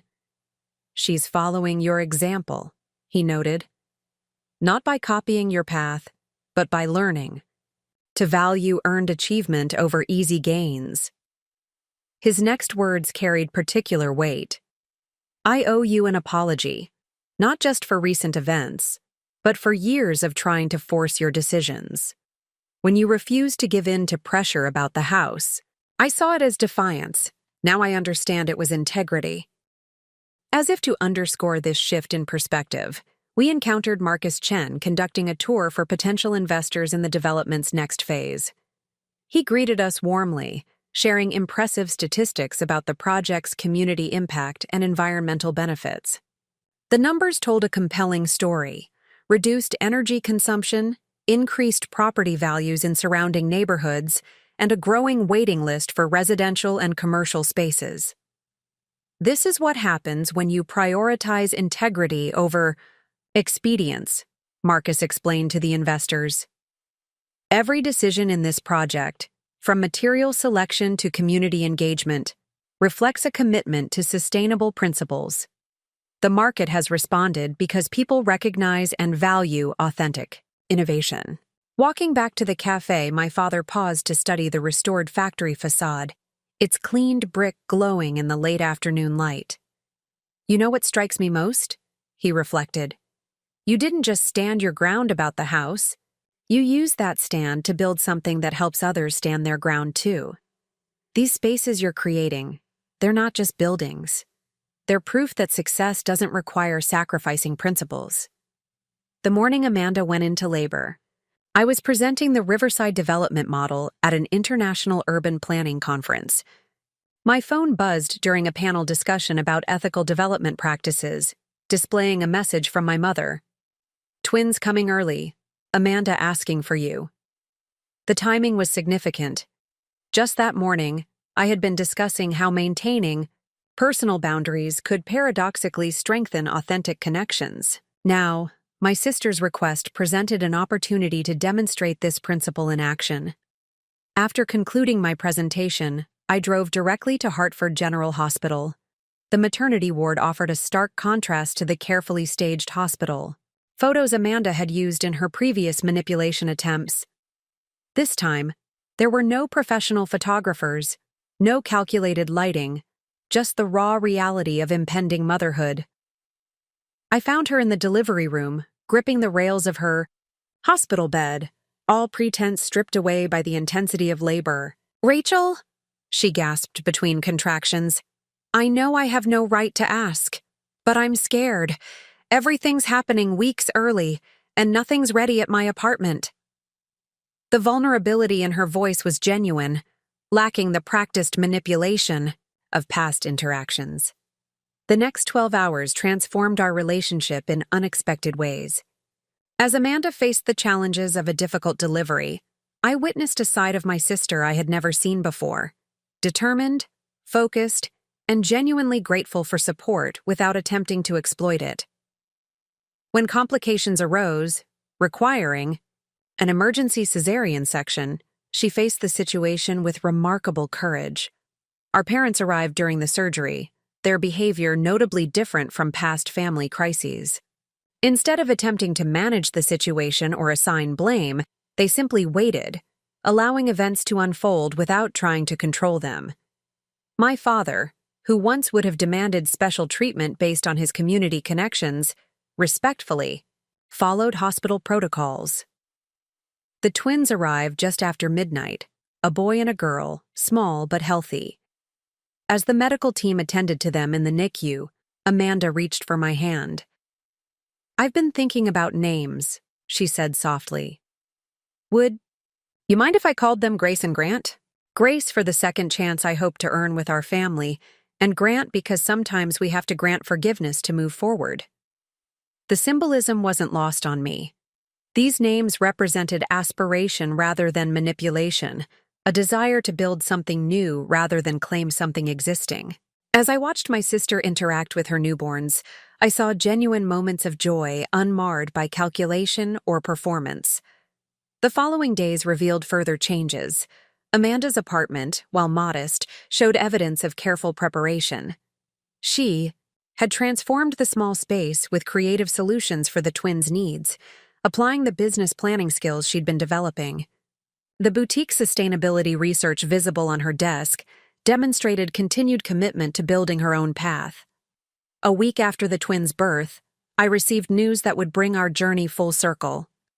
The Architectural Innovation Awards committee had selected the Riverside Development for their annual Excellence in Community Impact honor. The ceremony would take place in the project's community center, the same space where Amanda had first demonstrated genuine change. The evening of the ceremony, I was surprised to see my entire family in attendance. Amanda, still recovering but determined to be present, arrived with the twins and their nurse. My parents sat quietly in the audience, allowing the focus to remain on the project's achievements rather than family connections. Marcus Chen's introduction speech emphasized how the development's success had grown from maintaining integrity under pressure. What began as one architect's stand for professional principles has evolved into a model for ethical urban development, he noted. The true measure of this project's success isn't just in its innovative design or sustainability metrics, but in how it has inspired others to maintain their own integrity. During my acceptance speech, I looked out at the gathered community, residents whose lives had been transformed by the project, fellow professionals who had supported my stand for principles, and family members who had evolved from sources of pressure to witnesses of authentic success. The moment embodied everything I had been working toward, proof that maintaining boundaries and integrity could create positive change far beyond personal circumstances. Later that evening, in a quiet moment between celebrations, Amanda approached, me with Grace sleeping peacefully in her arms. You know, she reflected, I spent so much energy trying to take what you had built, never realizing I could build something meaningful myself. Watching you stand firm despite all our pressure showed me a different kind of strength. The community center, with its thoughtful design promoting both individual space and connection, seemed to mirror our evolving family dynamic. Where once there had been attempts at control and manipulation, there was now potential for authentic relationship built on mutual respect. The international recognition of the Riverside development brought unexpected opportunities and challenges. The Singapore delegation's visit to study our community-centered approach coincided with a crucial phase in the project's expansion. As I guided them through the completed sections, Their questions revealed how our model of principled development had captured global attention. "What interests us most," explained Dr. Lin, the delegation's lead urban planner, "is how maintaining personal integrity influenced the project's design principles. Our traditional approach has focused on efficiency over community. Your success suggests a different path." The delegation's visit prompted an invitation to consult on a major urban renewal project in Singapore. While the opportunity was compelling, it would require significant time away from the ongoing domestic projects and my newly healing family relationships. The decision would test my commitment to balance and boundaries in a different way. During this period of consideration, Victoria brought news that would add another layer to the decision-making process. The Hamilton House restoration had been selected as a model for a nationwide historical preservation initiative. The program would involve mentoring emerging architects in ethical restoration practices, requiring regular travel to various cities across the country. "They're particularly interested in how we maintained historical integrity while adapting to modern needs," Victoria explained during our morning meeting at the Hamilton House Library. "It's a perfect parallel to your personal journey, preserving core principles while evolving with changing circumstances." As I weighed these opportunities, Amanda's progress with her sustainable children's boutique provided unexpected insight. She had located a potential retail space in one of Riverside's commercial units, presenting a business plan that aligned with the development's community-focused vision. "I've been studying successful ethical business models," she explained during a site visit, Grace and Grant sleeping peacefully in their double stroller. "What strikes me most is how maintaining clear principles actually simplifies decision-making. When you know what you stand for, choices become clearer." Her observation resonated with my current situation. The international consultation opportunity, while prestigious, would require compromising the hands-on approach that had made our local projects successful. The Preservation Mentorship Program, however, aligned perfectly with our core mission of promoting ethical development practices. During this period of deliberation, I received an unexpected visit from Thomas Patterson. My former mentor had been following the Riverside development's success with growing interest. "I was wrong about you, Rachel," he admitted, studying the community center's innovative design features. "I thought principle was a luxury in our business. You've proven it's a cornerstone of genuine innovation." Patterson's firm had been losing clients to smaller, more ethically focused practices. His visit wasn't about reconciliation, but recognition. Acknowledging that the industry was shifting toward the values I had defended, the same integrity that had once seemed professionally risky had become a market advantage. This shift was evident in the increasing number of young architects seeking mentorship at Wilson Architectural Design. Jessica, my former assistant who had started her own practice, now led our intern program, sharing how maintaining professional integrity had strengthened her creative vision. "Your stand against pressure showed us that success doesn't require compromise," she told a group of aspiring architects during a site tour. "Each project here demonstrates how ethical principles create better outcomes for everyone involved." The decision about the international opportunity crystallized during a family dinner at my house, the same house that had once been the focus of so much conflict. Amanda's twins were beginning to crawl, exploring the restored Victorian rooms that their mother had once tried to claim. The scene captured everything I had been working to achieve. Success built on principle, family, relationships reconstructed on healthier foundations. "You know what amazes me most?"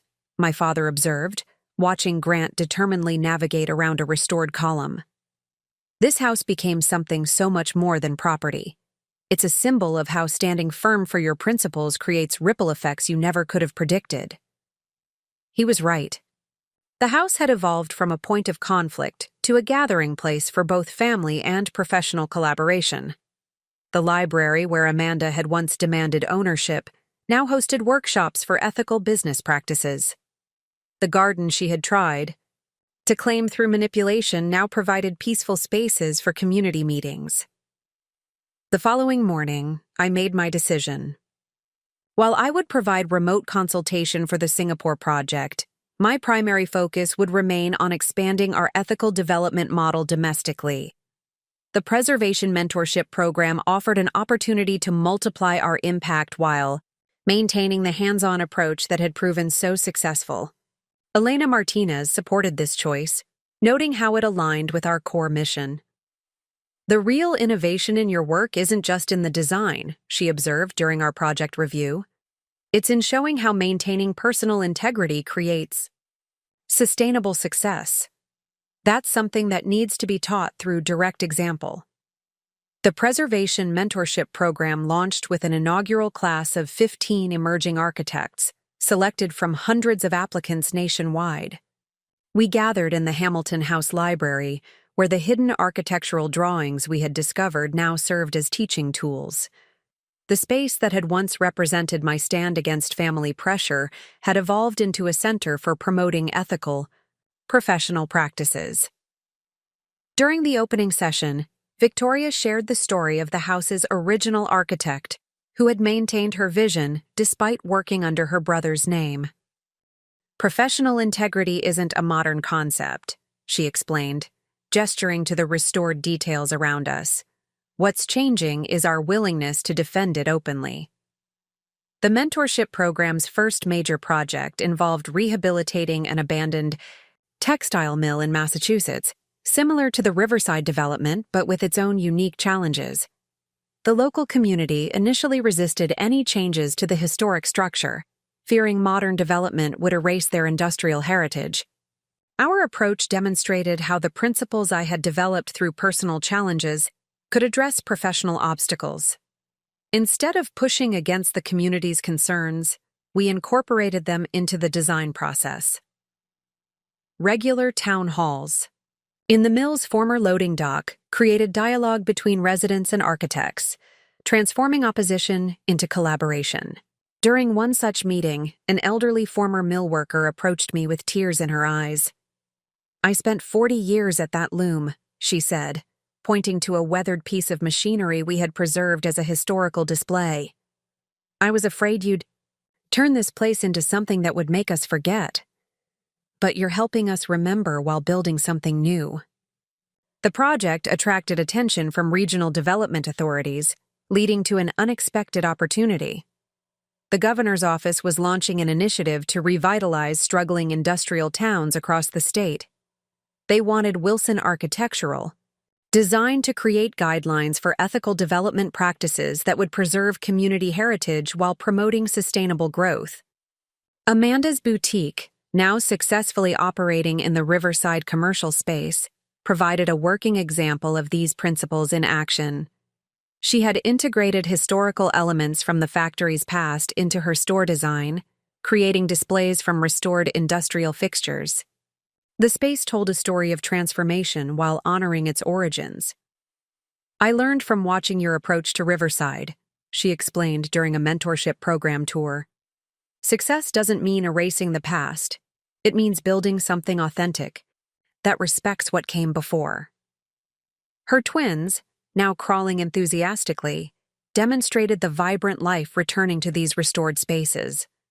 The Massachusetts Mill Project reached a crucial phase just as an international architecture journal published a comprehensive study of the Riverside development's impact.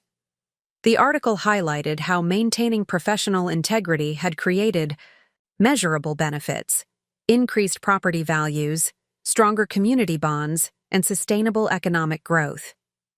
My father, who had once prioritized networking over merit, shared the article with his business associates not as a matter of family pride, but as evidence of effective development practices.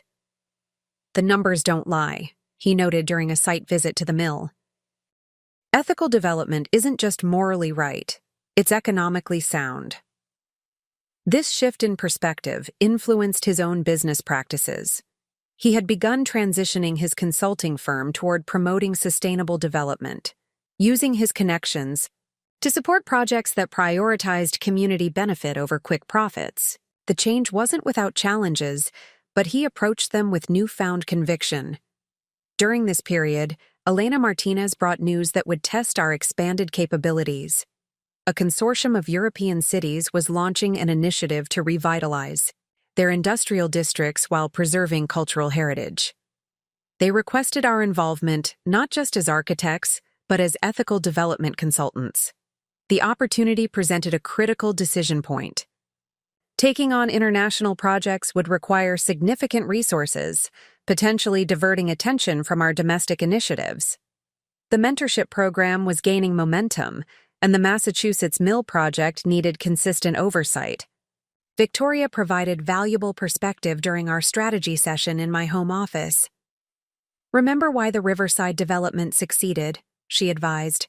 "It wasn't just about innovative design, it was about maintaining direct engagement with the community. Sometimes growth means saying no to expansion that would compromise your core principles." Her words resonated with lessons learned from my personal journey. Just as I had refused to sacrifice my independence for family pressure, we needed to maintain our commitment to hands-on, community-centered development despite tempting opportunities for rapid expansion.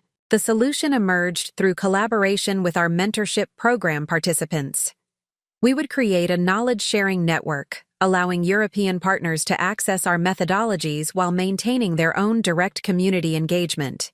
This approach aligned with our core principle of promoting ethical development practices without compromising local connections. The decision proved prescient when the Massachusetts Mill project encountered unexpected structural challenges.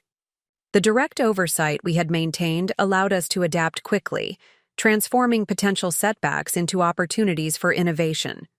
The restored mill would now include a technical training center, using preserved machinery to teach both historical appreciation and modern manufacturing skills. 1 year after the wedding that had changed everything, I stood in the completed Massachusetts Mill complex, watching as former factory workers guided tours through the heritage center we had created. The space perfectly embodied the principles I had defended throughout my journey, preserving integrity while embracing positive change. The restored machinery now served as teaching tools, connecting past and future generations through shared appreciation of craftsmanship and innovation. The mentorship program had expanded beyond our initial expectations, with graduates establishing their own ethical architecture practices across the country. Each project they undertook carried forward the core principles we had developed, maintaining professional integrity, honoring community heritage, and creating sustainable value. Their success validated our decision to focus on developing domestic talent rather than pursuing rapid international expansion. During a program review session in the Hamilton House Library, Victoria shared an observation that captured our evolution. "We're not just preserving buildings anymore. We're creating a legacy of ethical development practices that will influence the industry for generations." The hidden architectural drawings we had discovered, now properly preserved and displayed, served as a powerful reminder of how maintaining one's principles could impact future practitioners. Amanda's sustainable children's boutique had become a case study in ethical business practices. She had expanded thoughtfully, opening a second location in the Massachusetts Mill complex that complemented rather than competed with local businesses. Her approach demonstrated how maintaining authentic values could create sustainable growth without compromising community connections. "The twins are growing up in a different world than we did," she reflected during a family dinner at my house.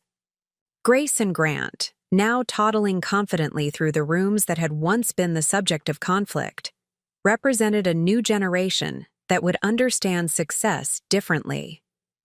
They're learning that real achievement comes from building something meaningful, not taking what others have created. The Riverside development's influence continued to expand through unexpected channels. The technical training center we had established in the Massachusetts Mill attracted attention from educational institutions nationwide. They were particularly interested in our integrated approach to teaching both historical preservation and sustainable innovation. My father, who had completed the transition of his consulting practice to focus on ethical development, brought an interesting perspective to our family gatherings. The business community is finally recognizing what you proved through Riverside, he noted. Long-term success requires maintaining integrity, even when short-term pressures push for compromise. The European consortium that had sought our involvement found success by adapting our methodologies to their local contexts. Rather than attempting to replicate our projects exactly, they had embraced the underlying principles of community engagement and ethical development. Their results demonstrated how maintaining core values while respecting local character could create universally positive outcomes. Elena Martinez, reviewing our expanded portfolio of projects, identified a pattern that connected our various initiatives. Each success story shares a common foundation, she observed. Whether it's Riverside, Hamilton House, or the Massachusetts Mill, the projects that thrive are those that maintain their integrity while adapting to community needs. The Preservation Mentorship Program's influence extended beyond architecture into other professional fields. Business schools began incorporating our case studies into their ethics curriculum, using the Riverside development as an example of how principled leadership could create sustainable value. The story of standing firm against pressure resonated across industries, inspiring others to maintain their professional integrity. David's environmental law practice had evolved alongside Wilson architectural design, establishing new legal frameworks for ethical development projects. Their work ensured that future generations of architects and developers would have clear guidelines for maintaining professional integrity while pursuing innovation. During a community celebration marking the Massachusetts Mill's first anniversary, I received news that brought our journey full circle. The Architectural Licensing Board had adopted new guidelines for ethical practice, incorporating principles developed through our projects. The standards emphasize the importance of maintaining professional integrity in the face of external pressure, whether from family, financial interests, or industry conventions. Looking out over the restored mill complex, where former factory workers now taught traditional crafts alongside modern manufacturing techniques, I reflected on how maintaining personal boundaries had created ripple effects far beyond my initial stand. The house that Amanda had tried to claim had become not just a home, but a symbol of how protecting one's principles could lead to creating spaces that empowered others to do the same. The mentorship program graduates, now leading their own ethical architecture practices, demonstrated how maintaining integrity could multiply positive impact across generations. Each project they undertook carried forward the lessons learned from our journey. That success built on principle creates lasting value for entire communities. Victoria's words from our first collaboration echoed in my mind. Excellence is the best revenge. But the reality had proved more profound. Excellence built on integrity wasn't about revenge at all. It was about creating opportunities for others to maintain their own principles while building something meaningful. The second anniversary of my wedding approached with a significance none of us could have predicted. The day that had been marked by Amanda's dramatic announcement had transformed into a catalyst for profound change, not just in our family dynamics, but in how success and integrity were viewed across our professional community. Wilson Architectural Design had been selected to host an international symposium on ethical urban development. The venue, fittingly, would be the Riverside Community Center, the space where our family had begun its journey toward authentic reconciliation. As I prepared my keynote address, reviewing the path that had led us here, Victoria shared an unexpected discovery from the Hamilton House archives. "We found more of the original architect's personal papers," she explained, carefully unfolding yellowed documents in the restored library. She wrote about facing pressure from her family to abandon her professional principles. Instead, she chose to work under her brother's name, maintaining her vision while navigating the constraints of her time.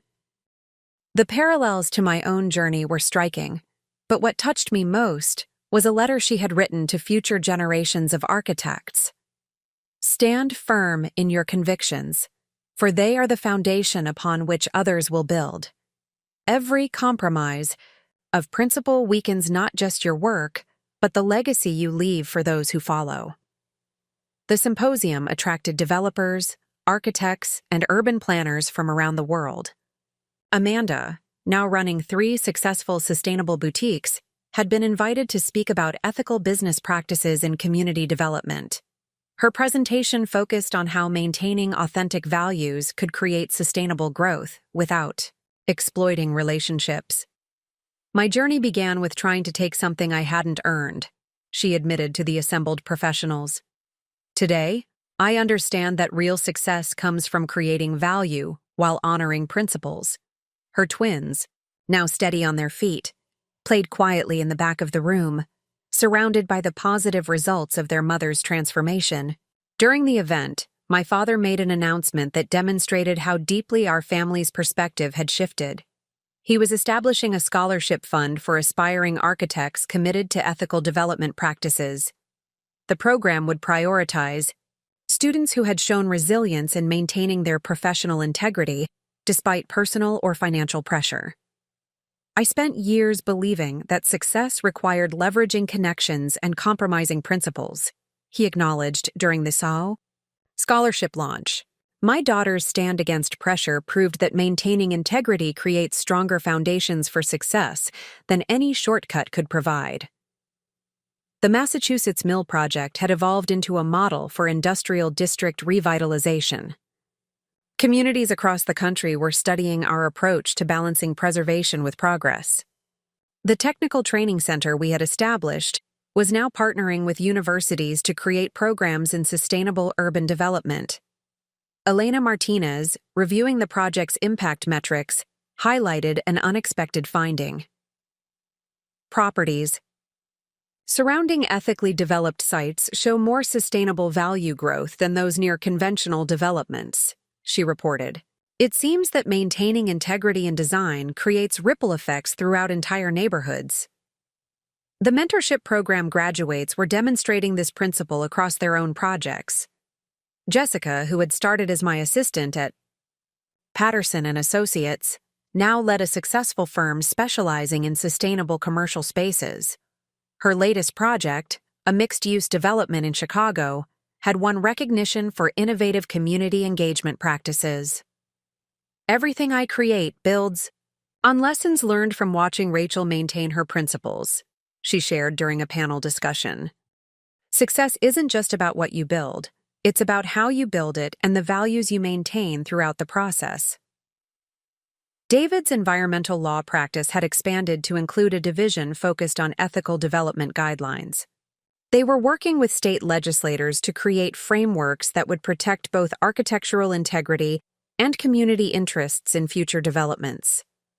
The standards they were establishing would help ensure that principle-based development became the industry norm rather than the exception.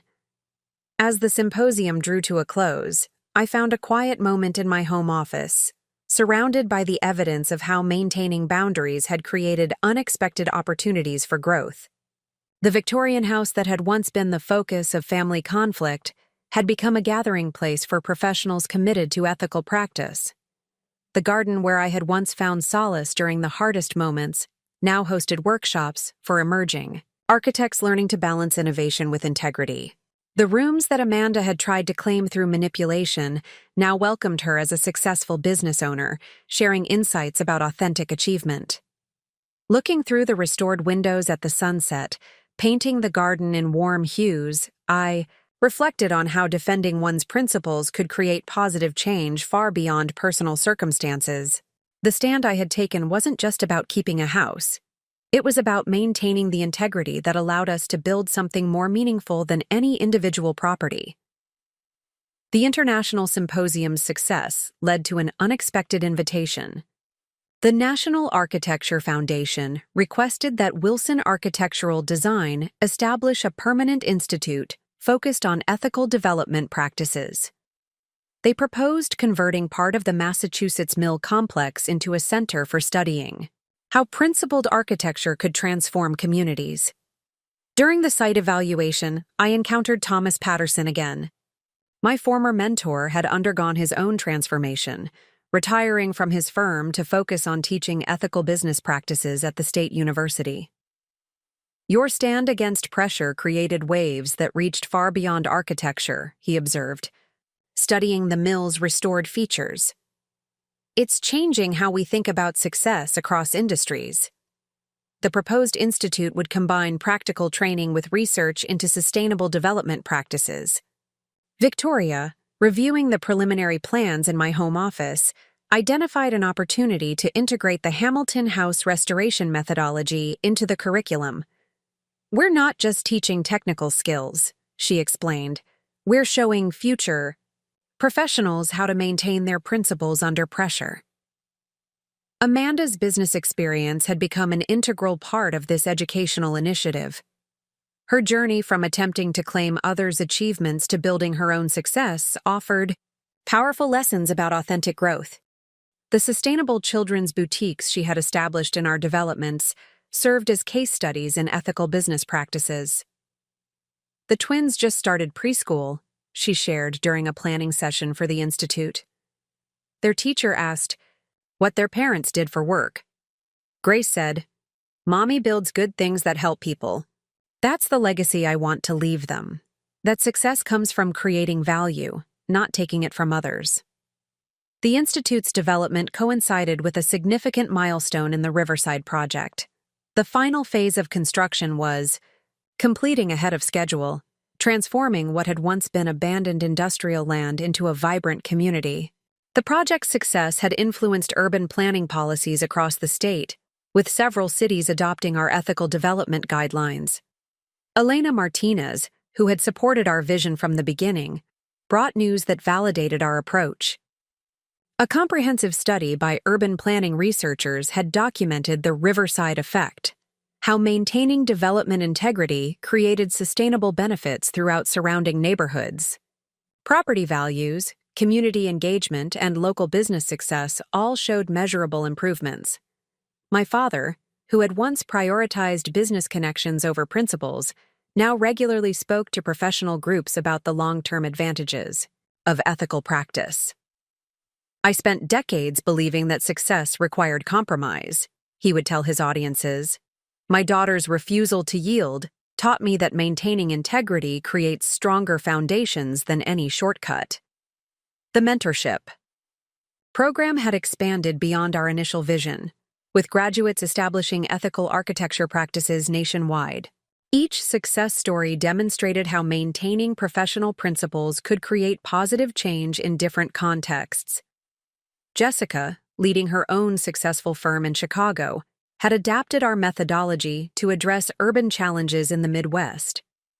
Every project builds on what I learned watching Rachel defend her principles, she explained during a mentor training session. We're not just designing buildings, we're creating spaces that encourage others to maintain their own integrity. David's environmental law practice had evolved alongside these developments, establishing legal frameworks that protected both architectural integrity and community interests. Their work ensured that future generations would have clearer guidelines for maintaining professional ethics while pursuing innovation. The Victorian house that had sparked our family conflict had become a living testament to the power of maintaining principles. The restored rooms hosted workshops and planning sessions for ethical development initiatives. The garden, once my sanctuary during difficult times, now welcomed professionals seeking to balance innovation with integrity. As I reviewed the Institute's curriculum plans in my home office, surrounded by evidence of how defending principles could create unexpected opportunities, Amanda arrived with the twins. Grace and Grant, now confident explorers of the spaces their mother had once tried to claim, represented a new generation that would understand success differently. They love visiting Aunt Rachel's house, Amanda observed, watching them examine the architectural models displayed in the library. But not because it's a beautiful space. They love it because it's where people come to learn how to build good things. The Institute's establishment marked a new phase in our journey. What had begun as a personal stand against manipulation had evolved into a movement for maintaining professional integrity.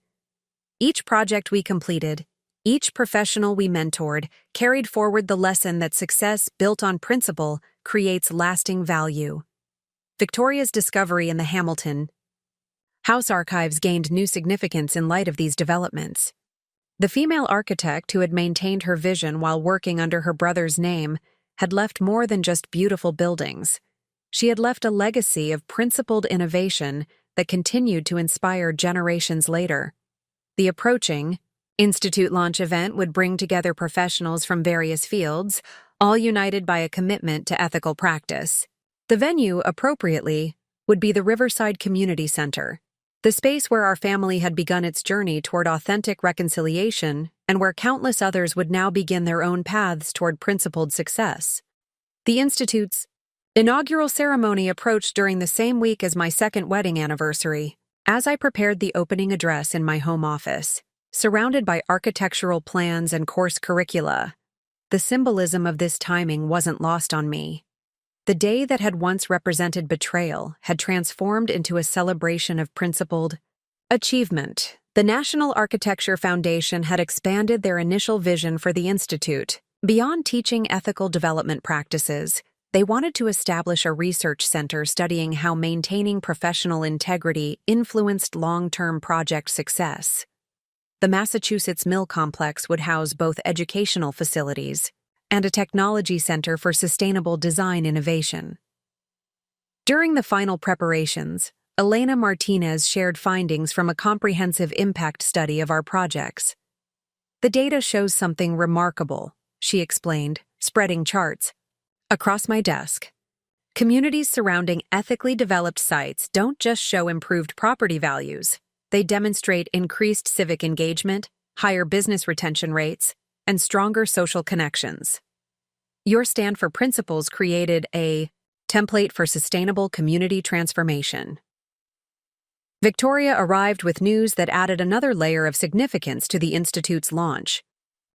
The Hamilton House restoration had been selected for inclusion in the Smithsonian's exhibition on innovative preservation practices. They're particularly interested in how we maintained historical integrity while adapting to modern needs, she explained. It's becoming a case study in how principle-based innovation creates lasting value. Amanda's contribution to the Institute's curriculum demonstrated how thoroughly perspectives could change. She had developed a course module on ethical business practices, using her own journey from attempted manipulation to authentic achievement as a teaching tool. Success isn't a zero-sum game, she would tell students. When you maintain integrity, you create opportunities for everyone to grow. The twins, now regular visitors to what they called Aunt Rachel's teaching house, had become unofficial mascots of our educational programs. Their presence in the spaces their mother had once tried to claim served as a living reminder of how maintaining boundaries could lead to healthier relationships. Grace and Grant's innocent questions about architecture often prompted deeper discussions about integrity and innovation. My father's transformation continued to influence the business community.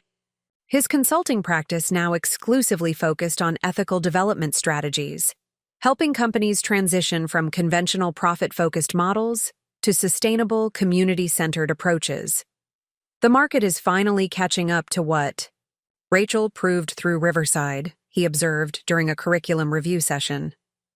Long-term success requires maintaining integrity, even when short-term pressures push for compromise. David's environmental law practice had established a partnership with the Institute, creating a joint program in ethical development law. Their work ensured that future projects would have both the legal framework and practical guidelines needed to maintain integrity throughout the development process. We're not just protecting buildings, he explained to the inaugural class. We're preserving the principles that create sustainable communities. The mentorship program graduates had become leaders in their own right, establishing ethical architecture practices across the country. Jessica's firm in Chicago had recently won a major contract specifically because of their commitment to principle-based development. Clients are beginning to understand that maintaining integrity isn't just morally right, it's good business, she shared during a mentor training session. The Riverside development's success had attracted attention from urban planners worldwide. The Riverside effect had become a recognized phenomenon in urban development circles, describing how maintaining ethical principles throughout the development process created multiplicative benefits for communities. The project's methodology was being adapted for revitalization efforts in cities across multiple continents. As the Institute's opening day approached, I received an unexpected message from Thomas Patterson. My former mentor had completed a book about the transformation of architectural practice, dedicating a significant portion to how our stand for principles had influenced the industry. Your refusal to compromise under pressure didn't just save your career, he wrote. It helped create a new standard for professional integrity. The Victorian house that had once been the center of family conflict had evolved into something none of us could have predicted. The restored rooms hosted international delegations studying ethical development practices. The garden where I had found solace during difficult times now welcomed students learning to balance innovation with integrity. Every space held memories of challenges overcome and principles maintained. Amanda, reviewing the final preparations for the Institute's launch, paused in the library where she had once demanded ownership. "You know what amazes me most?" she reflected, watching her children explore the architectural models. "This house became more valuable by remaining in your hands than it ever could have been if I'd succeeded in taking it. It's not just a building anymore. It's a symbol of how maintaining principles creates lasting positive change." The morning of the Institute's inauguration dawned clear and bright, much like the wedding day that had set these events in motion 2 years ago.